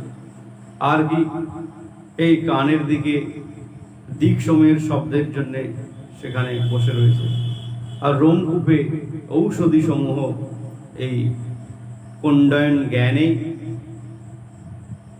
উপেন্দ্রিয়ের প্রজাপতি জড়ানঙ্গনুভূতি এবং পায়ু ইন্দ্রিয়ে মিত্র যে উৎসর্গ আদি কার্যের জন্যে, এবং হাত দিয়ে যে ইন্দ্র যে জীবিকা শক্তি, এই পদযুগল পা সে বিষ্ণুর স্থানে গমনাগমন, এই অংশের সহিত দেশান্তরে গমনাশক্তি, এবং এই বুদ্ধিতে বাক্পতি এই কর্তব্য বিষয়ে সর্বদাই সে তৎপর থাকে, এবং হৃদয়ে চন্দ্রমা সংকল্প আদি ক্রিয়াশক্তি যেখানে উত্থিত হচ্ছে, হৃদয়ের মধ্যে সে কোন কাজটা করবে করবে না সেটা হৃদয়ের মধ্যে সর্বদাই সংকল্পিত হয়। এই অহংকারের রুদ্র আর অভিমন্ত বাক শক্তি, চিন্তাস্পদনে মহত্তত্ত্ব বিনাশ শক্তি, এই যে অধিকৃত দেবতা রূপে প্রবৃষ্ট হওয়াতে এই শক্তির কার্যসমূহ ইত্যাদি সমস্ত কিছু প্রকাশিত হয়। এমনি এমনি কেউ বড় হয়ে যায় না। এই যে ইন্দ্রিয় গণের যে শক্তি আছে, তারা যখন ভগবানের উদ্দেশ্যে কার্য করে, বাইরেও ভগবানের সমস্ত পার্শ্বদগণ রয়েছে, সমস্ত বায়ু আদি এবং আকাশ বাতাস, সেখানেও দেবতারা রয়েছে, বহির প্রকৃতির দেবতা রয়েছে। তাহলে এই সমস্ত ইন্দ্রিয়গণের মধ্যেও দেবতা রয়েছে, তারা পারস্পরিক একটা মিলন তৈরি হয়। তখন এই প্রকার আধ্যাত্মিক চেতন শক্তির প্রভাবে সে মহাপুরুষ হয়ে যায়। সাধারণ লোক সেই তত্ত্বকে বুঝতেই পারে না। ওই জন্য যে সমস্ত মূর্খ লোক, মহামূঢ় লোক, তারা যত প্রকার জগতের অকাজ কাজ করবে, অথচ জোর করে তারা এই ভগবানের কথা হয়তো বললে তার শক্তির অভাবে এবং প্রকৃত দৃষ্টিশক্তির অভাবে এবং দৈব শক্তির ক্ষীণতার জন্য, যেহেতু তাদের অন্তরের দেবতাগণ মন যেটি সংকল্প বিকল্প করবে সেইটি মিথ্যার সঙ্গে সংযুক্ত আছে, বদ্ধ অবস্থায় রয়েছে, এবং যতই তারা যুক্তিকে খাড়া করুক না কেন, যেহেতু দোষের মধ্যে তারা অবস্থান করে, তার প্রভাবে অন্তরের যে দেবতাগণ অবস্থান করছেন, সেই সঙ্গে বহির্জগতের যে দেব প্রকৃতি ভগবানের এই দুই প্রকার যে দেবগণের যে সংযোগস্থল বা মিলন কেন্দ্র উৎপন্ন হলে ভগবান সন্তুষ্ট হন, তার দ্বারা সত্য স্থাপিত হয়, সেটি আর হয়ে ওঠে না। ওই জন্য সেই যতই সেই যা কিছু করুক না কেন, হে অতি তুচ্ছ জ্ঞানে জগৎ তাকে নিন্দা করে। কারণ বোঝার সামর্থ্য সেইটি ইন্দ্রিয়গণ করে। অনুভূতি রাজ্যে থাকেন সেই দেবতাগণ। গুরুদেবের হৃদয়ের মধ্যে, মনের মধ্যে সেই দেবতাগণ আছেন। তারা সৎ কাজে এবং সত্যের আরাধনায় লিপ্ত থাকে। সেই জন্য সেই বারতা তারা মুহূর্তের মধ্যে জানতে পারেন। এই জানতে পারার মনন শক্তি বা সূক্ষ্ম অনুভূতি দেবগণই তাকে প্রেরণ করেন। যখন অন্যান্য শিষ্যবর্গ বা যে কেউ এই প্রকার অন্যান্য মিশ্র কার্যে তারা ব্যস্ত থাকে, তাদের বিশ্লেষণ এবং তাদের চিত্তবৃত্তি এবং কার্য দুটো যখন আলাদা হয়ে যায়, তখন সেই সত্যরূপী গুরুদেব তিনি জানতে পারেন এবং তার প্রভাবে তিনি সন্তুষ্ট থাকেন না। যখন সত্যি সত্যি এই সমস্ত জগতের মায়া মোহকে অতিক্রান্ত করে সত্যি সত্যি ভগবত বিষয়ে কারোর যদি উন্মুখতা, প্রবৃত্তি বা ইচ্ছা শক্তি, শ্রদ্ধা ভক্তির ভাব জাগরিত হয়, তাহলে জগতের সমস্ত বস্তুকে সে বাজি রেখে তুচ্ছ জ্ঞান করে সে সমস্ত বিষয়কে অতিক্রান্ত করে সেই বিরাট যে অগ্নি স্বরূপ যা এই অনন্ত জগৎকে ব্যাপ্ত করতে পারে, সেই বিরাট জ্ঞান ও শক্তি কোটি সূর্য সমপ্রভ, যে অনন্ত সূর্যকে পর্যন্ত অতিক্রান্ত করে ভগবানের পাদপদ্মের নখকণের জ্যোতিষ্ক স্বরূপ, নক্ষত্র স্বরূপ সেখানে জাজ্জল্যমান প্রভাব বর্ধন করেন, সেইটি প্রদর্শিত হয় সেই ভাবধারা। তাহলে অন্ত এবং বাইরে দুইটি দেবগণ তারা এই প্রকার ইন্দ্রিয়গণের মধ্যে বাস করে তারা কার্য করে, কিন্তু এতদ রহস্য অলিক বলে মনে করে সাধারণ জীব, বিশ্বাস করে না, সেই জন্য তারা বঞ্চিত হয়। তাহলে এই বিরাট পুরুষের সেই মস্তক স্বর্গলোক, পদদয় হতে পৃথিবী এবং নাভি থেকে আকাশ উৎপন্ন হয়ে এই বিরাট পুরুষের মুখ থেকে বেদ এবং ব্রহ্মার উৎপন্ন হয়। এই প্রকার সেই ভগবত উন্মুখ এবং বেদোন্মুখ বলেই ব্রহ্মার বর্ণের মধ্যে শ্রেষ্ঠ, যেহেতু তিনি তার মুখ দিয়ে বেদ উচ্চারিত হয়েছিল, তার দুটো হাত বাহু যুগল থেকে এই পালন রূপা বৃত্তি এবং যে ক্ষত্রিয় সেখানে জন্মগ্রহণ করছিল, যেখানে অনন্ত শক্তি আছে, তার উরুদয় থেকে এই লোক বৃত্তিকারী যে কৃষাদি এবং বৈশ্যের সৃষ্টি হয়। যারা বৈশ্যগণ তারা ক্ষত্রিয়কে সেবা করবে, এই প্রকার চাষ আবাদ আদি তারা করবে, এবং পদলয় থেকে এই বর্ণাশ্রম ধর্ম সিদ্ধির জন্য যে পরিচর্য যে বৃত্তি এবং শূদ্র উৎপন্ন হয়েছিল। এইটি আমরা ক্লাসিফিকেশনকে লক্ষ্য করে আমরা মনে করি এইটি যে প্রকৃতপক্ষে ভুল, তাহলে ভগবান ভুল করেছিলেন তা নয়, বা সমাজবদ্ধ দৃষ্টিভঙ্গিতে আমরা মনে করি যে এটি হয়তো ভগবান ভুল করেছিলেন। ভগবানের ভুল হয় না। জীব স্বভাবজাত যে বৃত্তি, সেই স্বভাবজাত বৃত্তিকে বিচার করলে তিন প্রকার রূপকে আমরা দর্শন করতে পারি। সে ব্রাহ্মণ কুলে জন্মগ্রহণ করলেও সে নিম্ন কাজ নিম্ন বৃত্তিতেই যুক্ত থাকে, এরকম বহু মানুষ দেখা যায়। আবার শূদ্র কুলে জন্মগ্রহণ করে নিম্ন কুলে বর্ণে জন্মগ্রহণ করলেও তার মধ্যে ব্রাহ্মণত্ব দেখা যায়। তাহলে এই যে আত্মিক চেতনার যে বৃত্তি, সেইটি প্রকৃত তার বর্ণ, এই রূপে বিচার করতে হয়, সেইটাই ভগবান বিশ্বাস করেছে। সেই জন্য ধর্মানাং পরিত্যাজ্য মামেকং শরণং ব্রজ অহং তং সর্ব পাপেভ্যো মোক্ষয়িষ্যামি মা শুচ। এইরকম শ্রীকৃষ্ণ বললেন যে এই সমস্ত ধর্মকে পরিত্যাগ করতে। তাহলে জন্ম হোক যথাতথা কর্ম হোক ভালো, সেই কারণেই বলা হয়েছে। তাহলে এই শূদ্র বা সহজ জাত, দেখবেন বৃন্দাবন ধামে বা অন্যান্য জায়গাতে যারা এই ঝাড়ু পোঁছা করেন, যা সমাজকে পরিষ্কার পরিচ্ছন্ন করেন, তাদেরকে বললেও তারা উকিল ব্যারিস্টার এগুলো হতে চায় না, বা অন্যান্য তাদের রুচি নাই, ওই রকম সহজভাবে অলসভাবে চলবে এবং তাদের এই যে জন্মগত বৃত্তির দ্বারা জীবন আরামসে চলে যাবে, এইটি তারা চায়। তাহলে এই যে ভাবধারা, সেইটি বর্ণময়তা। ভগবান এইভাবেই সেই বর্ণকে রূপ দিয়েছেন। যেমন ভাবে সাদা, লাল, হলুদ, নীল বিভিন্ন বর্ণ আছে, তেমনি সত্য এই সাদা রং, সেইটি হলো বর্ণশ্রেষ্ঠ ব্রাহ্মণ। তাহলে রজগুণ, সেখানে লোহিত রং, সেই লোহিত রং সেখানে কিন্তু সেখানে রজগুণের যে সিম্বল, চিহ্ন স্বরূপ। তাহলে সত্য রজ, সেখানে তম আছে, তাহলে ব্রাহ্মণ ক্ষত্রিয়, তাহলে বৈশ্য সেখানে হলুদ রূপে, শূদ্র নীল রূপে, এই বিভিন্ন রঙে আমরা এভাবেও ব্যক্ত করতে পারি। তাহলে সেই সেবাবৃত্তির যে হরিতোষণের কারণ, যেখানে আমরা জন্মগ্রহণ করি না কেন, ভগবান শ্রীকৃষ্ণকে, ভগবানকেই সন্তুষ্ট করাই একমাত্র সবারই কর্তব্য হওয়া উচিত। তাহলে শ্রী গুরু মুখে মুখাশ্রিত হরিকথা যোগ্যতা অনুসারে যতটুকু ধারণ করতে পারা গেছে, সেইটুকু কীর্তন করে এই আত্মশোধন করছি, এই প্রকার সমস্ত মহাত্মাগণ বর্ণন করে। তাহলে ভগবানের এই প্রকার যে অনন্ত কথা, যার দ্বারা জীব প্রকৃত মায়ামুগ্ধ হয়ে, যারা মায়ামুক্ত হয়ে, মায়ামুগ্ধ জীব মায়ামুক্ত হয়ে ভগবানের পাদপদ্মকে আশ্রয় গ্রহণ করেন, সেই ভগবানকে বারবার নমন করি। ওই জন্য বিশ্বনাথ চক্রবর্তী পাদ তিনি বলছেন, ষষ্ঠে বিরাট ভূতৈ অন্তর্যামী প্রবেশত আদিভূতাদিভেদ্যস্য তস্য দেহে প্রপঞ্চিত। এই যে অন্তর্যামীর প্রবেশ বশত এই মহত্তত্ত্বাদির দ্বারা যে বিরাট মুক্তি উদ্ভব এবং দেহের যে অধিভূত আদি বর্ণের বর্ণিত হচ্ছে। যতক্ষণ না ভগবান প্রবেশ করছে কোনো জায়গায়, সেখানে ভগবত্তা প্রবেশ প্রকাশ হয় না।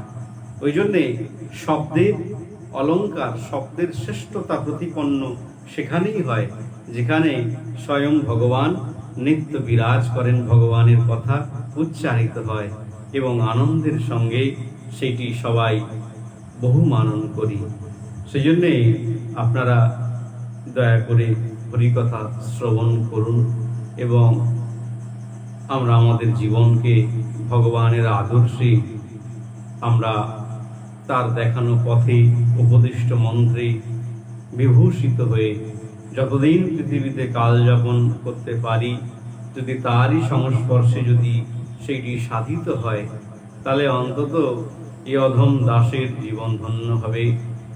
দীক্ষিত হয়ে স্বামী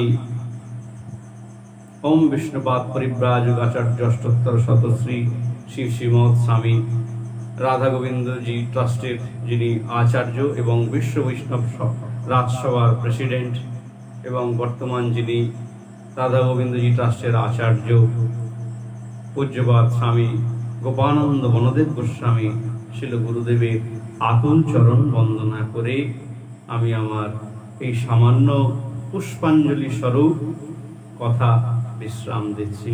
বাঞ্ছাকল্পতরুভ্যশ্চ কৃপা সিন্ধুভ্যৈব চ পতিতানাং পাবনেভ্যো বৈষ্ণবেভ্যো নমো নমঃ।